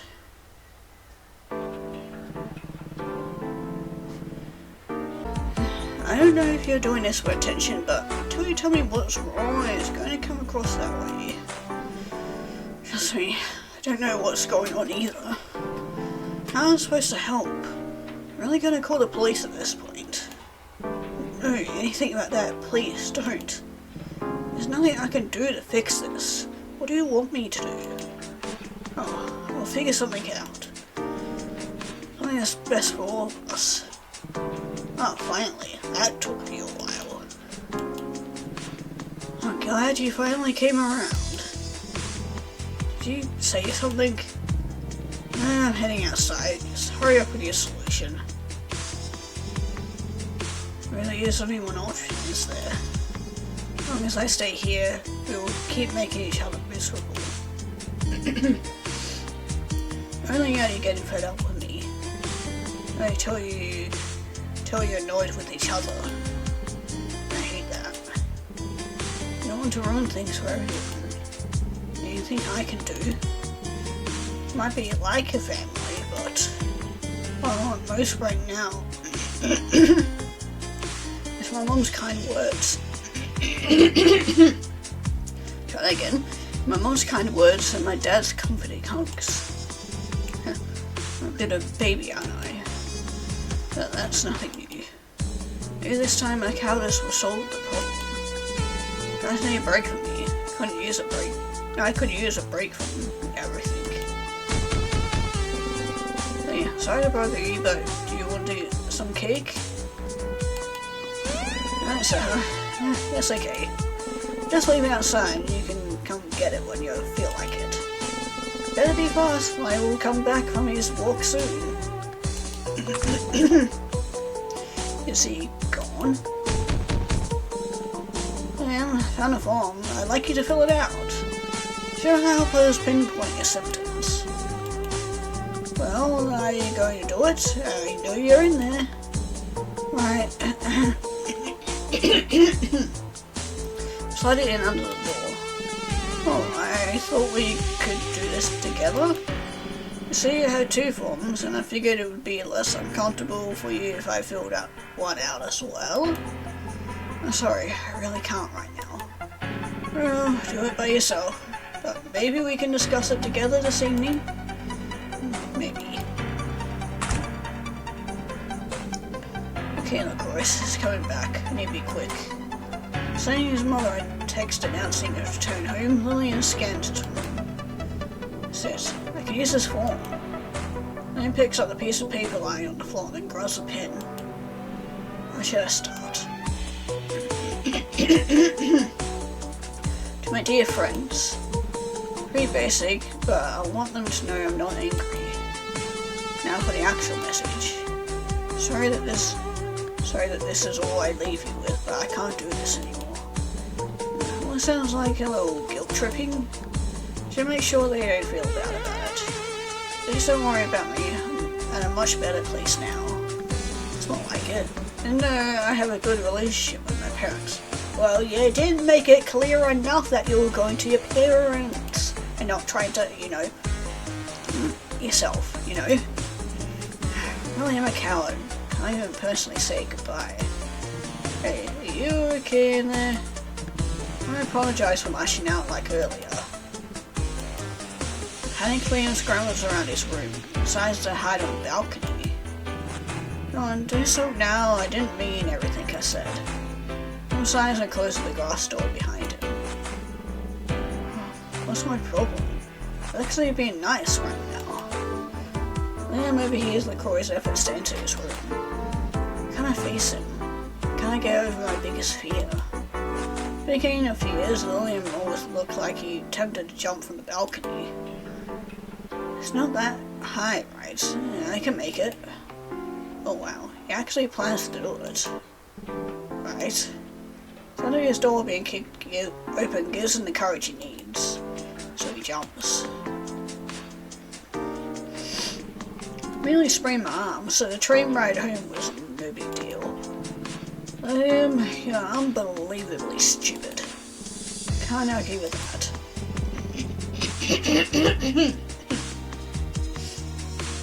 Tell me, LaCroix, do you want to scare him away again? In the end, it really was my fault you left, huh? First you need to find a solution. Yeah, but that was a good thing. I don't blame you. You were dealing with depression yourself, so I felt pathetic for not being able to keep it together like you.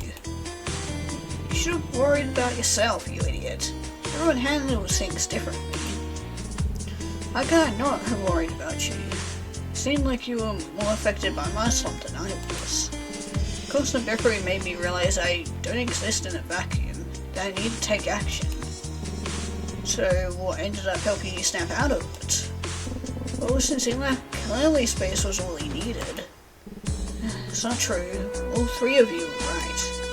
Near space, spoiled my loved ones, and a therapist to talk to. Your loved ones, huh? Well, of course you would have qualified as all of them. All three of you did. But I don't want to burn you guys anymore. Just from the bottom of my heart, I'm sorry. Should have been more transparent with you. It's okay, Lily. You don't have to open up if you don't. No, otherwise the same thing is going to happen all over again. I'm here for you, Leon, and it's our job to cheer you up when you're not doing okay. Don't have to worry about being cool or strong in front of us. Yeah, we appreciate you just the way you are. Thank you, everyone. Glad we could sort this out. I promise it won't happen again. Good. If this happens a second time, I'll make sure that you're dead with my own two hands. Slow down. Shouldn't we be happy that we were wrong? That he's alive? Of course, but I've already accepted his death. This just feels too good to be true. But it is true. In retrospect.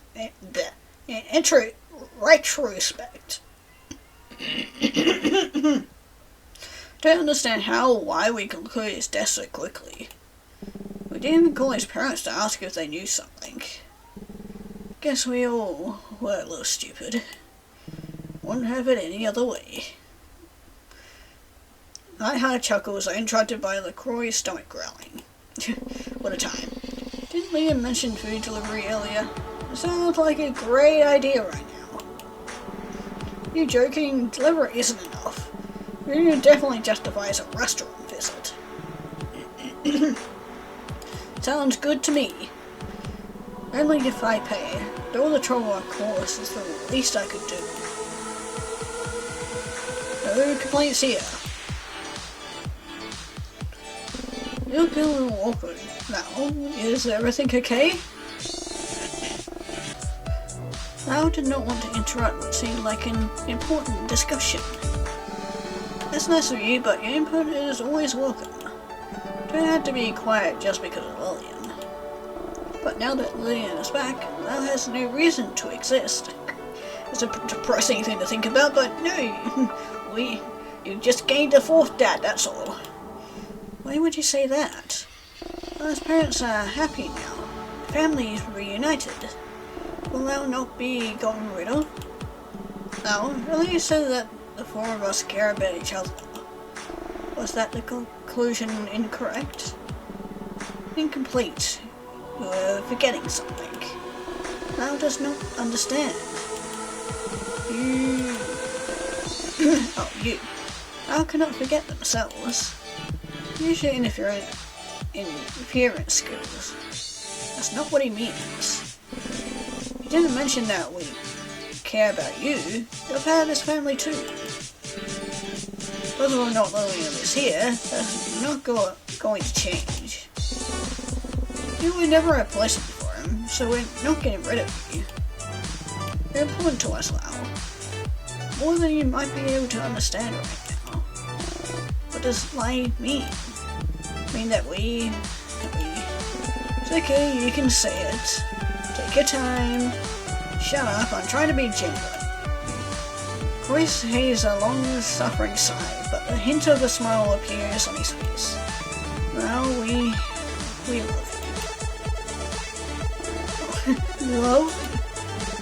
Yes, love. Oh, so cute. Can love be loved? Anyone's capable of being loved. If you're not worthy of love, I don't want to know what that would say about me. This is about Lyle, LaCroix.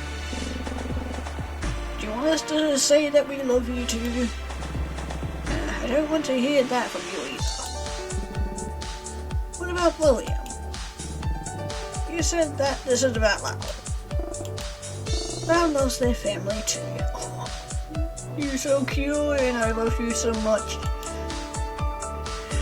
Oh my god, you're so fucking adorable. I got Daycare ending. It says love. He's so cute. Oh my god, that was an adorable ending. I like that ending. That ending was so cute and I love it so much. Too bad we're going for the bad ending now. Okay, time to pick all the bad ones this time. So, first one is people will be taken away from you. Those people get taken away from you, and there's nothing you can do about it. And they never come back? Usually not. And this is unwanted? Oh yes, for the most part. Under which circumstance is it wanted? When people get in your way, or hurt you, or hurt someone you love, but you'll get in trouble if you do that, so not many people get rid of others. Is making people disappear bad? At least in the eyes of the law. I personally think it can be justified sometimes. Is the lawyer's disappearance justified? No, he was the last person that would have deserved such a thing.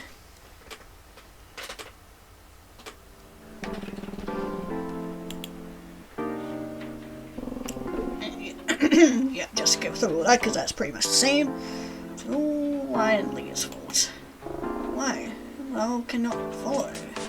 Simple, well, they just won't leave Lily alone. Guess that's all the same. It was not. They kept nagging him, complaining left and right. Never gave him a break. Being ignorant, oblivious to how bad Lily felt. So you know how bad Lillian felt? Well, of course, I'm a psychology student, so I know all about this stuff. But not the other two. That's why he's not here anymore. It would only be fair if they disappeared too, Lau. Did you agree? Because we know from the other ending that dear old Lau here doesn't have the 3 robotic cores, whatever it was, so is she gonna make them disappear? Should Lau agree with Stretsy? Yeah, you should. And listen to me, not the others, alright? Error. Expressed an invalid command. Hello? Hey sister, are you telling her to kill me or something? Close enough to it, but you don't need to worry about yourself about that. You're so funny. Why would I do such a thing? Are you done with your tests? Okay, you've read all this already. And then, yeah, with this one we say he isn't affected. He didn't cry. Yeah, it makes sense that he wouldn't. That would require him to feel remorse. Remorse? Yeah, sometimes you feel bad that you did so. Feeling is called guilt or remorse. In previous conversations, Stretsy did not indicate that he felt remorse. Stretsy said everything was lies and ease. Of course he would. He might do a lot of things that make him seem like a good person, but he lacks the moral conviction behind it. Please elaborate.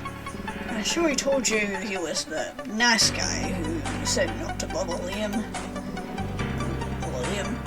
But not doing anything also doesn't solve anything. Okay, then we've already read through all this.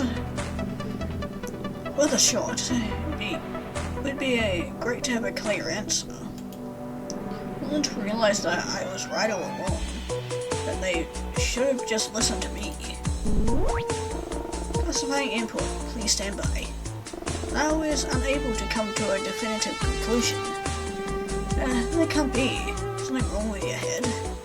Circuits inside Lau's head are all intact and working as intended. Well, it doesn't matter. Don't need a robot to boost my self-esteem, even if that robot is you.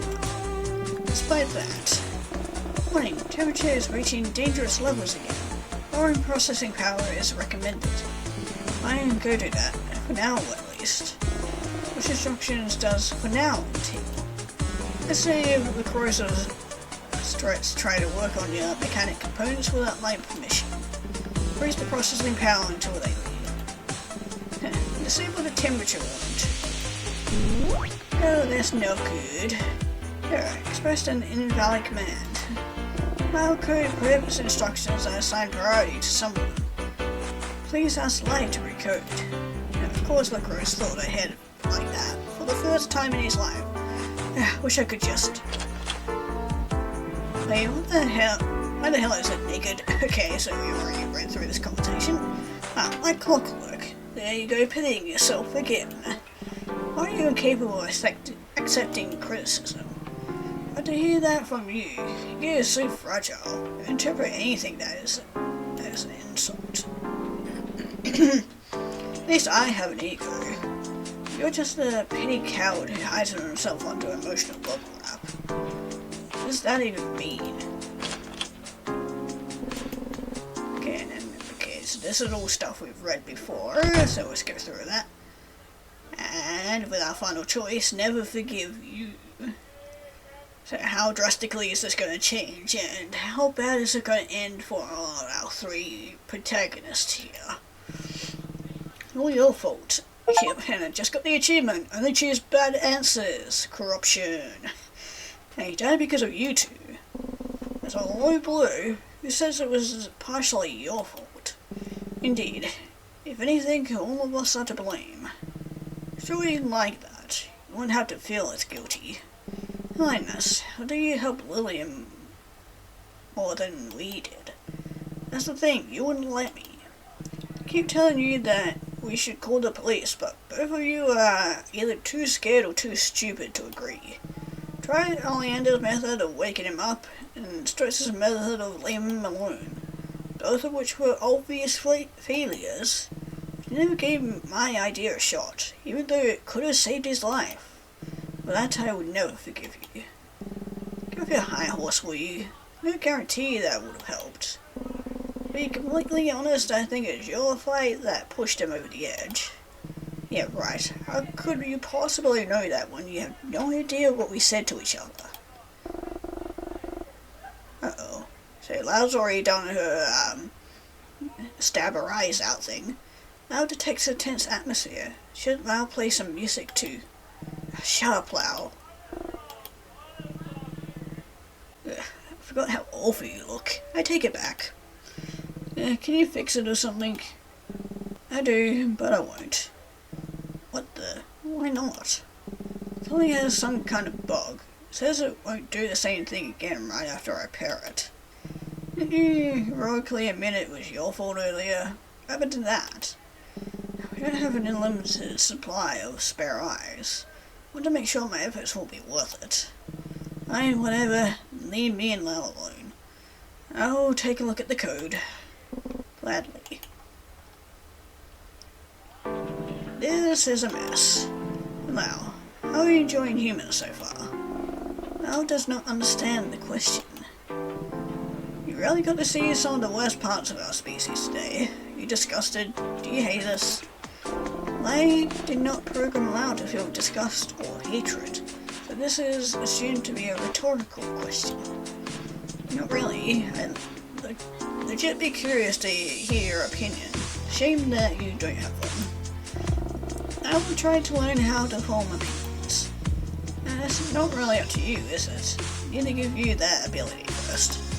But I have to say, what you did to your face is impressive. I know you can't feel sad, but you look pitiful. Almost terrible. But Lau does feel sad. Doesn't make any sense. The guy develops feelings. It only happens in moralistic wannabe science fiction. But I guess now would be a great time to check what's wrong with me. Come here. Lau obediently walks towards LaCroix, who then swiftly presses a button on the nape of his neck.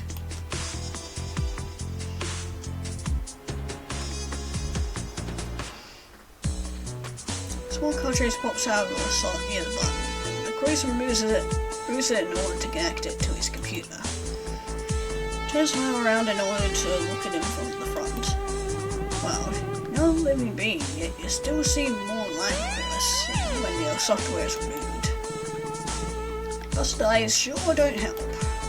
Turns around in his chair and faces the computer again. Anyways, let's take a look at what made you sad or whatever. Like, there's one thing that could come close to emotion. Program you to receive positive feedback whenever you learn something. You kinda installed it as a joke, but it made you get penalized when witnessing stupid behavior. Get it? Since it's sort of the opposite of learning? Yeah, I guess it's not that funny if I have to explain it. Naturally, Lau is disconnected from his body, so you can't hear the voice, let alone respond. Is the voice an idiot, or is he aware of this and just being creepy? Oh, wait, you can't even hear me. Never mind. Nothing seems wrong with your code, so you're good to go. Checks the cartridge on his computer and puts it back into its rightful place. Anyway, I think I understand what's going on. Strikes and Leah triggered your negative feedback, which made you think you feel sad. I just start seeing Leah do that. I mean, stupid, obviously. Keep arguing with me and you no doubt because your rational judgment determined that I was in the right. Would Lau's judgment not be biased, since I created Lau in his own image? I'm a programmer, not, you know. Actually, you know what? I like that comparison. Since you're so clever, how about I give you some more free will? Please elaborate. Making you less dependent on orders and stuff. Determining the best course of action by yourself. I don't like where this is heading. I was programmed like this from the start. No, but didn't I spot some error messages in your code earlier? Those were caused by invalid commands, so it seemed Leah's orders could not be completed. Lau's free will has never been compromised. Do you even have a concept of free will? Of course, Lau strongly desires acquiring knowledge. Having a clear goal and being able to reach it perfectly exemplifies exerting one's free will. The one who gave you that goal though, so not really that free. Sorry to burst your bubble. That makes Lau sad. Don't be, but I think I'm done for now. Call over Leah so he'll fix your eyes. So, what's the problem? Didn't mean to skip past that. Like I said, there was none. Lau was working the way it's supposed to. Why did it smash its eyes in? I simply didn't foresee that scenario, so I didn't program anything that could have prevented it. But now that we told it that it shouldn't injure itself, it's learned its lesson and won't do it again. That's fine and all, but I really think you should have been more careful. It's still an artificial life form. You should have made sure that it can't hurt itself or others. It doesn't be evil or anything, it just wants to learn. Yeah, what happens if it inherently learns evil shit? Now let's find the way it is. At least the code is. You still have your job to do. Corrupted as ever, but very well. You at least attempted to do your part. You may leave. How generous. Are you coping with your vision now? Lau's balance works independently from vision, so standing still and walking around is perfectly manageable. However, Lau lacks echolocation or similar mechanisms, therefore overcoming obstacles could pose a challenge. Placement of eyes is recommended. That's what I intended to do. You just need to clean up your sockets and set the spare eyes I bought me. You should be able to see again in 10 minutes. Oleander sets down his equipment box on the floor and gets on his knees. Pulls out a pair of tweezers and starts his work by removing the metal pieces clogging up Lau's eyes. Now that I think about it, you're lucky our university is paying for the materials. Probably would have been a little mad otherwise. Why? Well, if I pay for your eyes myself, I wouldn't have wanted you to destroy them within a day. But Lai said it was Leah's fault. Oleander winces because of the remark, nearly jamming in the tweezers too far and causing additional damage. Lai says a lot of things, you know. Lau knows some of the things Lai says are very educational. I'm trying to do you a favor here. Would you mind changing the topic? I was grateful I gave Lau the ability to learn. This time the Oleander flinches too hard. Metal Shell wedges itself into his breast. Sharp pain combined with the pent-up irritation made him let out a strange sigh.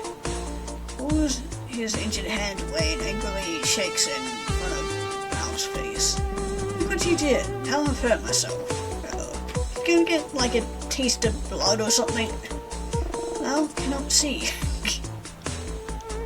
He does have a point. Find else to describe it for you. You see your eye is stuck in my wrist. It's bleeding and it hurts. What's bleeding? My wrist. No, what does bleeding mean? See it for yourself soon enough. Just stop talking so I can get this over with. Once Oleander realizes Lau is planning on uttering a word to confirm his command, he pulls out the shard and continues cleaning the robot.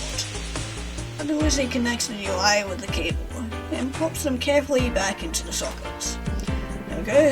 Thanks for letting me concentrate. Do you want to look at the wound now? Could be an interesting learning experience. I would appreciate this opportunity.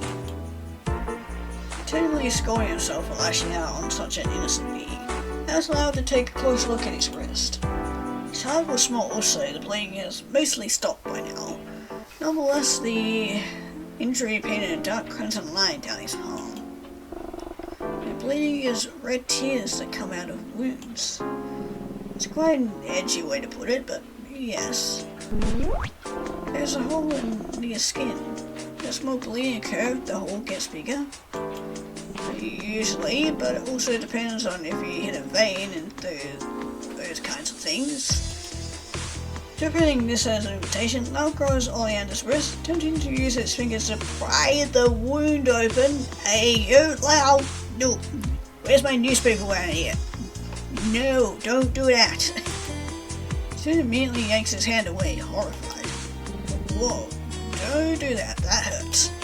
Apologies, Lau wanted to see more blood. And I said this earlier that she might get, Lau will might get the taste of the blood, which they're doing right now. Uh-oh, what are we going? Maybe we shouldn't have taught Lau about, blood. I had to wait until I get injured again, so don't do it yourself. It's dangerous. I was once supposed to learn more about human bodies. Give you permission to look it up online. Oh no! Not a good thing. There's a lot of bad shit on the internet. Trust me, I know. I grew up in the internet in the late 2000s. Not good shit. Very well. Most interesting information seems to be contained within pictures and videos. Lau is only able to process with okay, thank fucking Christ. It's very good, cause you don't want to know. Why? It shouldn't make a difference if data is coming from your eye cameras or an image online. Lau is still in efficiency mode. Processing multiple videos requires more power. What kinds of videos do you even want to look at? Trust me, you don't want to know. I'm sure our professor will like it if she finds questionable things in your search history. Too late to read that. This is of no concern. It was a child safety filter on Lau's online activities. Yeah, some of the stuff still doesn't fucking work. Most promising results appear to be documentaries and recording of operations. Requesting to turn off efficiency mode? Will this get you to stop asking any questions about blood? It's a little unsettling, to be honest. Once all relevant data is collected, Lau will be satisfied. I don't think she's going to be satisfied. Right, go ahead, turn off efficiency mode. God, we are gonna regret this. Thank you. A swift movement, Lau slaps an arm towards one of Oleander's legs, shattering his kneecap on impact. Okay, I didn't think we were gonna go there right now. falls to the floor, clutching at the injured leg as he screams and writhes. Tears force themselves over his eyes as he looks up at Lau, terrified and confused. He stares back at him, the same blank expression he had grown so used to. Then it turns around. Starts teabagging him. Don't know why that's my first instinct. Robert's blurry silhouette walks towards his other leg, causing Oleander's screams to turn into heavy, frantic breathing. In an instant, his previous affection for the small machine has been completely replaced by fear. He has to move. Now. While squirming away, he tends to prop himself up on his arms. But the sword on his palm wouldn't allow it. He can slip and hit his head on the ceramic floor. At last resort, Oleander uses his functioning leg to kick around aimlessly. However, the robot dodges the kicks with ease, uses this reckless behavior to his advantage by catching his limb in the air. His iron grip makes escaping impossible, giving Oleander no choice but to spectate what is about to happen to his leg. But nothing happens. Fully realizing the absurdity of the situation, he starts to wonder, why are you doing this? I was programmed to learn. But Robert twists his leg inward to allow the crunch that resounds in the lab, causing Oleander to throw back his head and scream at the top of his lungs. The response seems to be involuntary. Or can Leah be quiet? Oleander is unable to register Robert's words. Pain is overriding every thought in his brain. He looks around frantically while trying to find a way out. His wail is occasionally interrupted by gasps of air. Suddenly, Lau pulls right out in front of Oleander's face. Is this causing the sound? Lau grabs the student's tongue, locking it in place with the thumb and the index finger.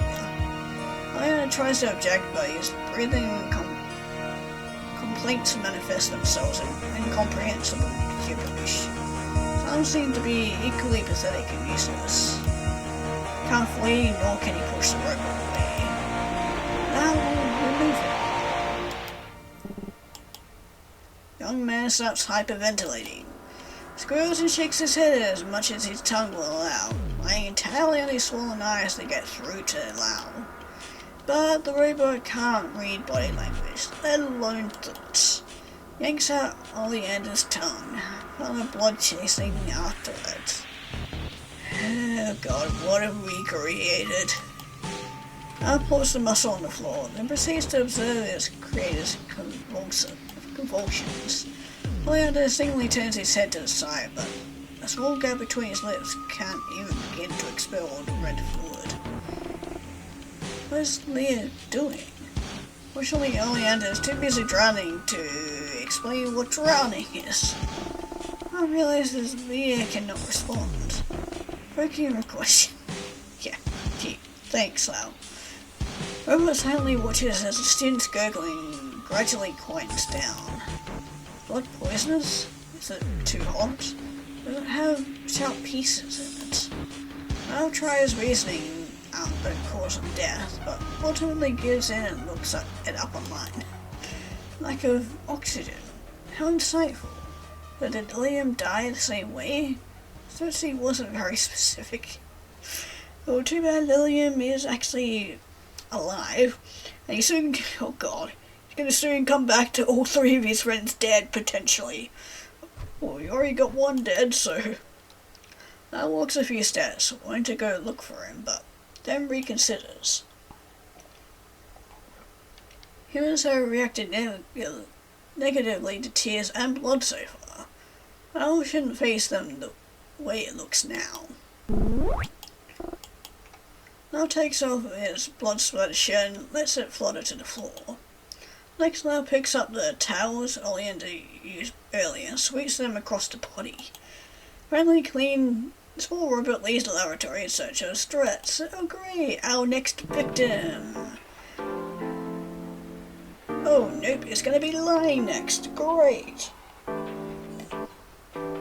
Oh, now, didn't see you there.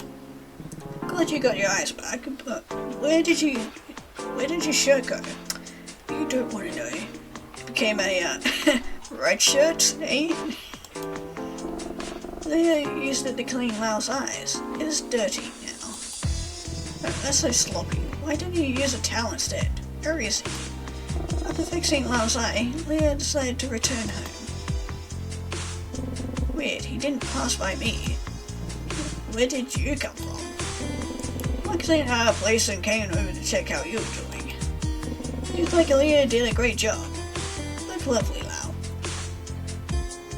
Oh, too bad that we'll be probably taking the light of your eye soon enough. Leah has been very helpful. We're going to sleep, are we? That wouldn't have been fair. You and Leah stayed up late for our project, and so should I. Why are you being nice again? You know I calm down quickly. I just need some me time. I want to be productive again. Let me run some tests on that, alright? A ton of coffee, so I have no choice but to pull an all-nighter. Be my guest, but I'll go back to the computer room then. Why don't you just make your music at your place? It doesn't have the same atmosphere. You always have to worry about neighbors and violent noise complaint. Fair enough. Didn't think of that. Maybe you can write a cute little song about Lau? I'll think about it. And potentially it might end up being the last thing you do, so. Right now, time for testing round 2. And for killing round 2. This time with actual testing. This time with actual killing. I was looking forward to learn more about the stress. See, I was planning to learn about you, but I don't see where we can. I don't see why we can't make it an equal exchange. Stress is about to head to the lab, but Lau completely freezes up. What's wrong? Lau wants to do the test in a different room. Oh right, because dead body and all. Why? How can I come up with a convincing reason? I know it must be boring to always stay in the same room, but we can't exactly have you walking around freely. And we also can't keep on killing you guys in the same room. I mean, it would probably make it easier, but for cleanup wise, but please explain. I kind of only made you for this assignment, if you know what I mean. But since you're a machine, you're not scared there, so this shouldn't be make any difference to you. Well, it definitely will now. I was programmed to learn. Now does not care about anything except learning. That's the spirit. Now let's get moving. Did Oleander try out a new perfume or something? Smells weird in here. Oh, trust me, it's about to smell a whole lot weirder. Smells? Right, I suppose you don't have a sense of smell. Like taste, but for your nose. Wait, you probably don't have a sense of taste either. I never had to describe things like that, though. I feel a little put on the spot. How much information does smell give Stretz? How much does Stretz know about this room? Nothing really. Just know it smells different from before. And that can mean anything. I'm kind of stressed. Don't worry, the smell won't hurt you.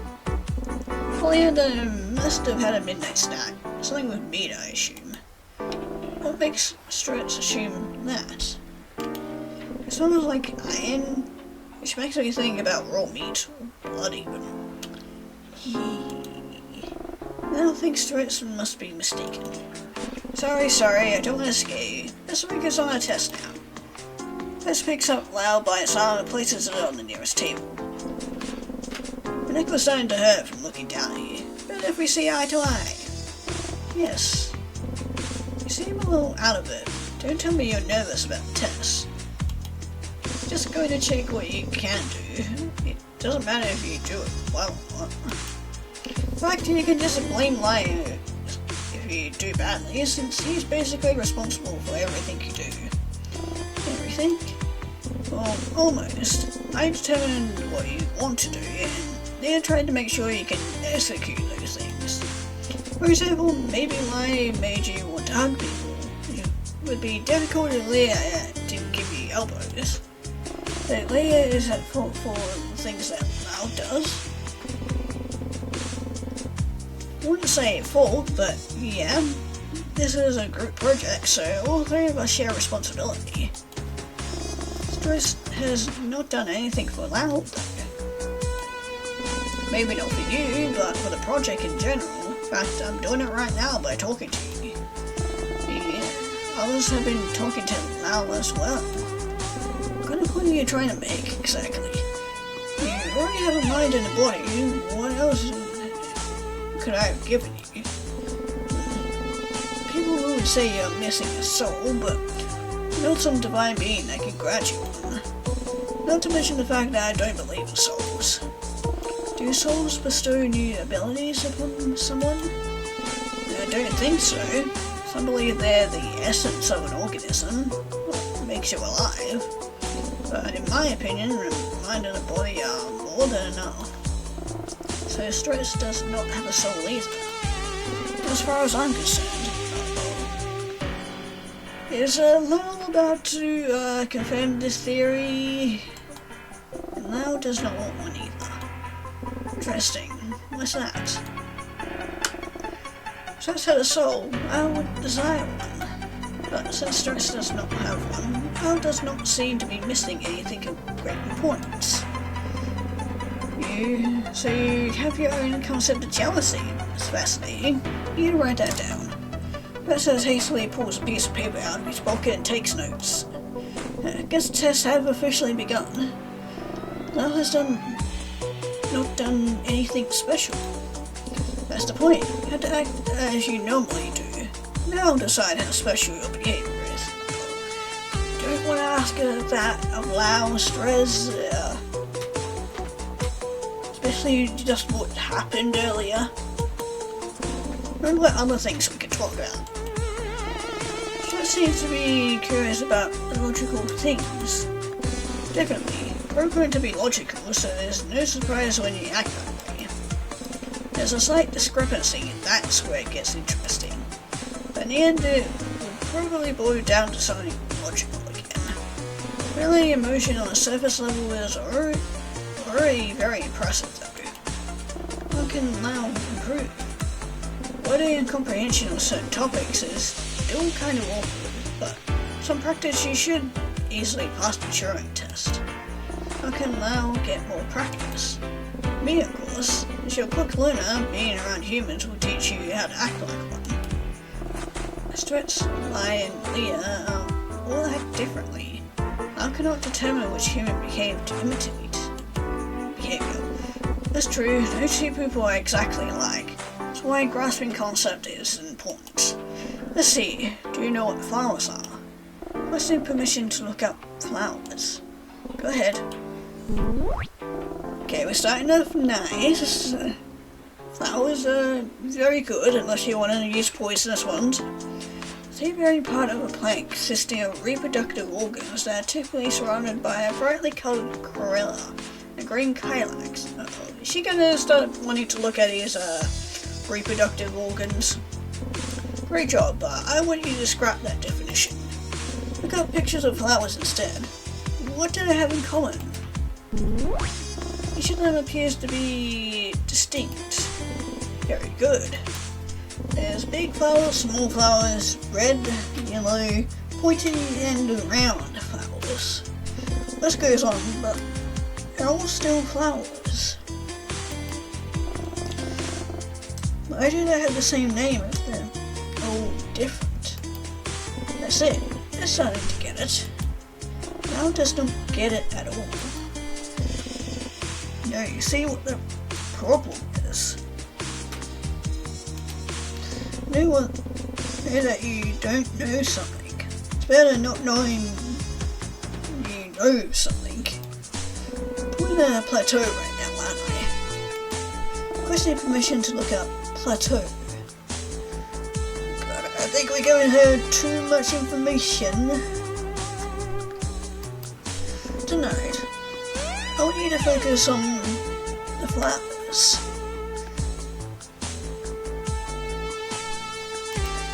Even though they're different, humans have no problem calling them flowers and differentiating them when things aren't flowers.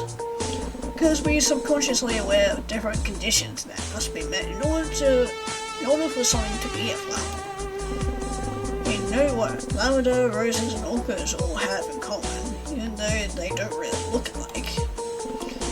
Yet this abstract entity in our minds that represents the most basic flower. That's what we call a concept. Same for chairs or dogs or anything else. I was unsure how this relates to becoming human. To you, a human is something that is either me, Lai, or Leah. Met more people, you would add them to that array. However, you don't have the concept of human. Even though you have the ability of pattern recognition, it's not the same thing. Probably recognize humans as two-legged mammals with a weird amount of hair on their head. But what to you is a mammal or hair or head. You can associate things with each other, but you can never truly underestimate them at the core. In other words, you can't assign meanings to things. That would require something else. I think that's one thing only brain's able to do. Look at his brain. But feel free to prove me wrong.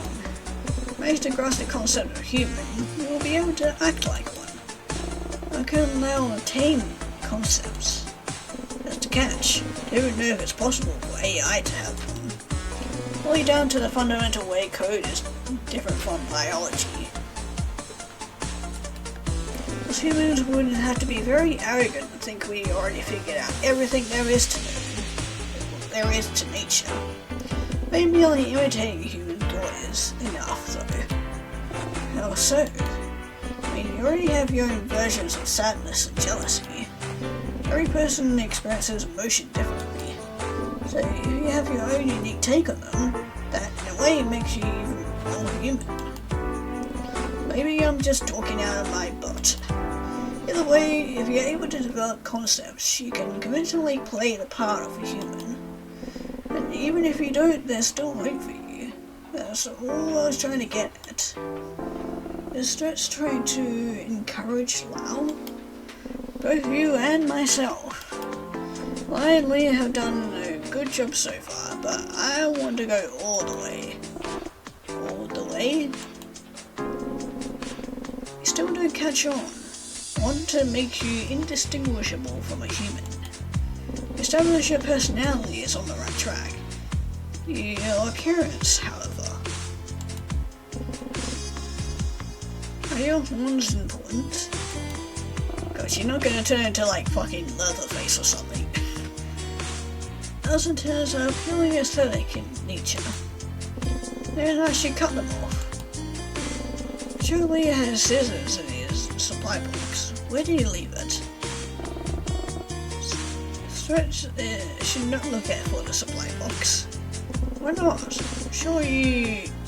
Make sure you don't get a bald spot or anything. Well, there's no need for a change in appearance. Think you do?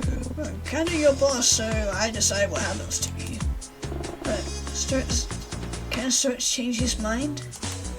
I know you want to pass as a human too, so unless you give me a proper reason, no. Understood. Really, so where did Leah leave his box? Over there. That points to the other end of the room. Thanks.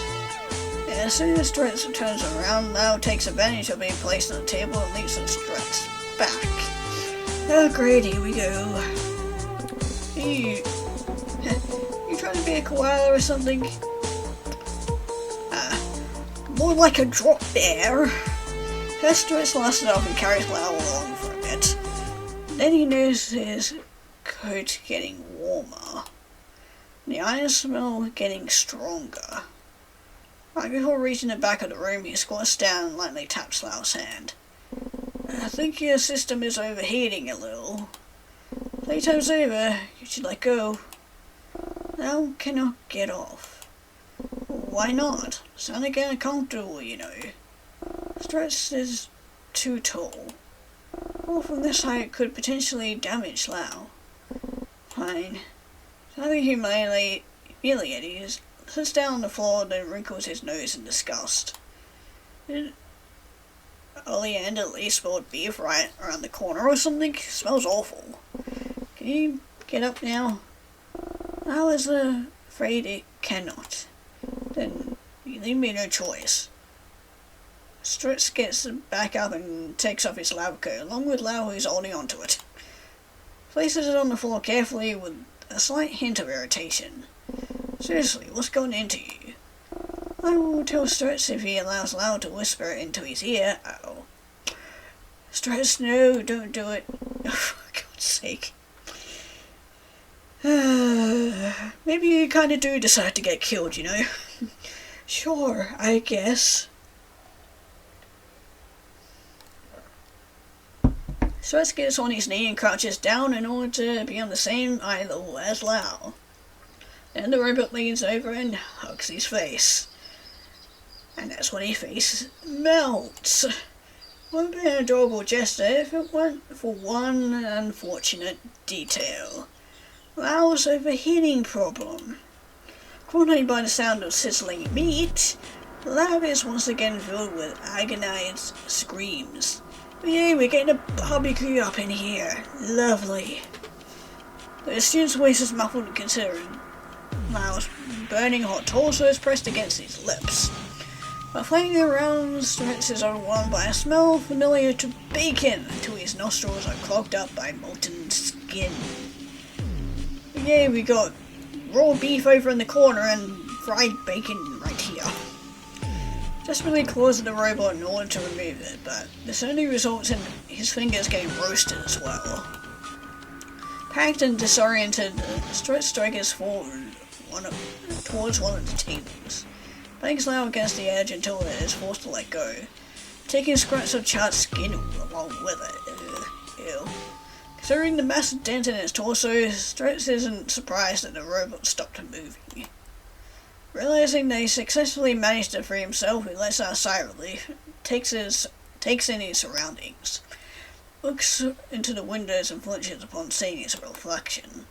All that's left of his handsome face is his right eye, makes his gruesome injury stand out even more. Ew. How much money will he have to spend on plastic surgery in order to fix this?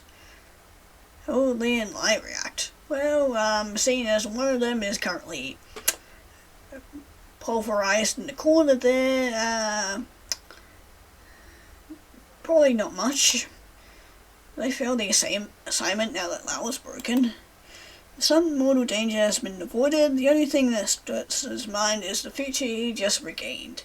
Yeah, and you might wanna, kick your butt into high gear, cause you know she's probably not dead yet.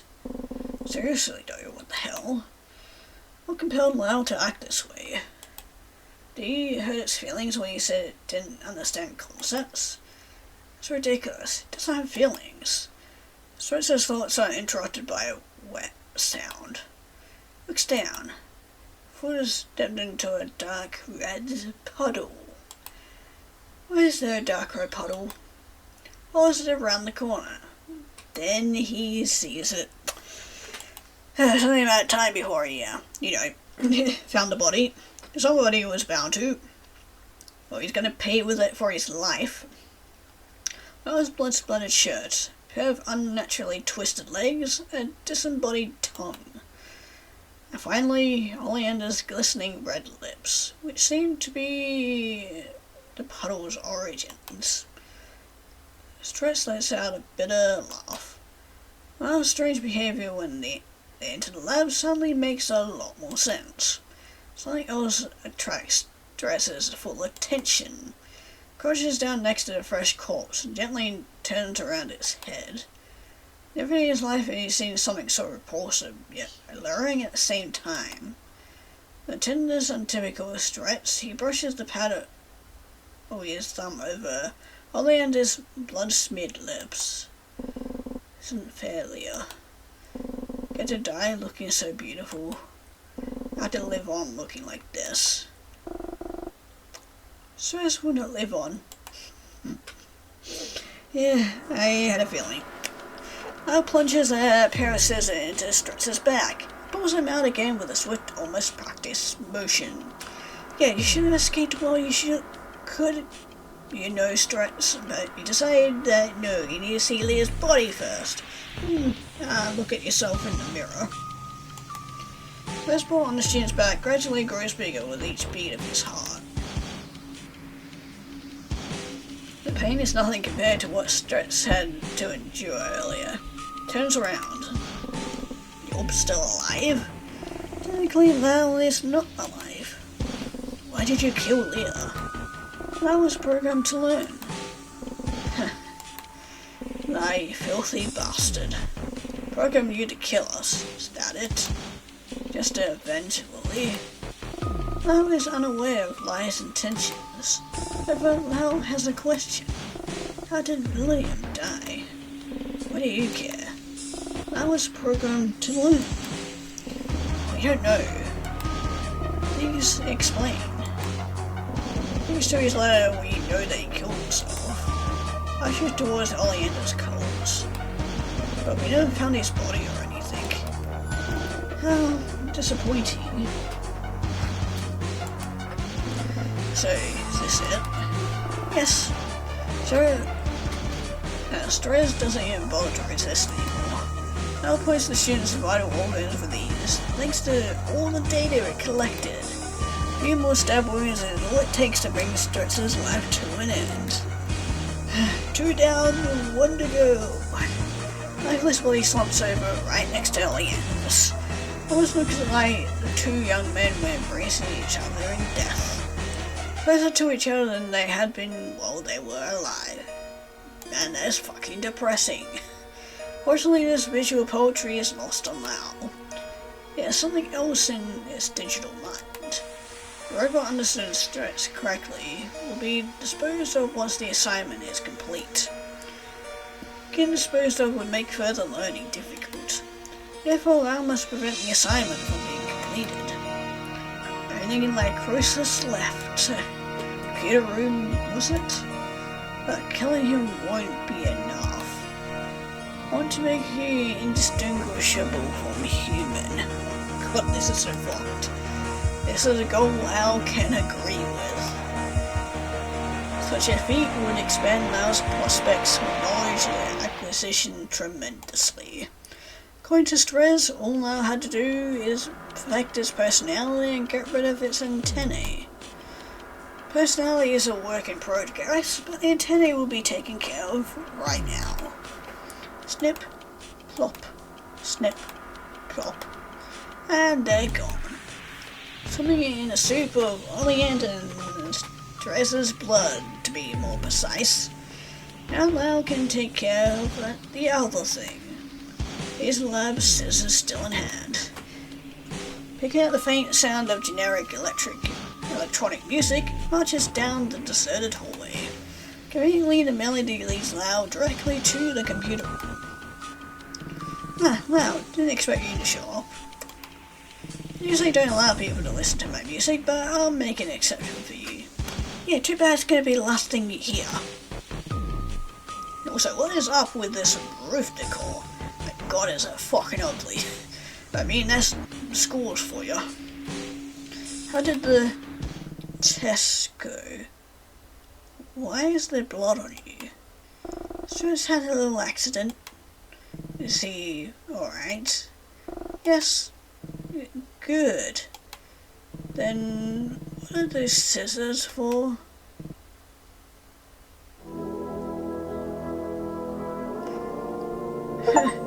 Robot Daycare, Robot End. Oh my god, that's even more with the achievement. It says snip plop, snip plop. Oh my god, that was quite more fucked up than I thought it was gonna be. We had that quite happy and cheery ending, and then we moved on to this morbid one. My god. Holy fuck. God, what an ending. But that's the ending we're gonna be ending on, so... Oh my god, okay. Very interesting. Quite liked it. Like, one half of the game was very cute and wholesome, and I absolutely loved it. The other hand, or the other half, my god, was it fucked up and much more morbid than I thought it was gonna be, and I liked it. I'm into like body horror and stuff, or horror things, but yeah, this was Robot Daycare, which was apparently made for 30 days in NaNoWriMo 2019. Okay, this was actually pretty cool. I liked it. Yeah, had a cute little robot, who went around murdering everybody, but even though it was kind of their fault because they were all kind of pricks, but yeah, that was Robot Daycare. Very much enjoyed it. Art was really cute. Story was fucking awesome. Everybody did an awesome job on this. But yeah, if you guys want to check this out for yourself, as always, link will be in the description below. And yeah, maybe be careful when creating your own robot yourself, because you never know what it might pick up on. And also, don't give it unlimited access to the internet, because especially in the state that it is nowadays, oh god, yeah, it's never going to end well at all.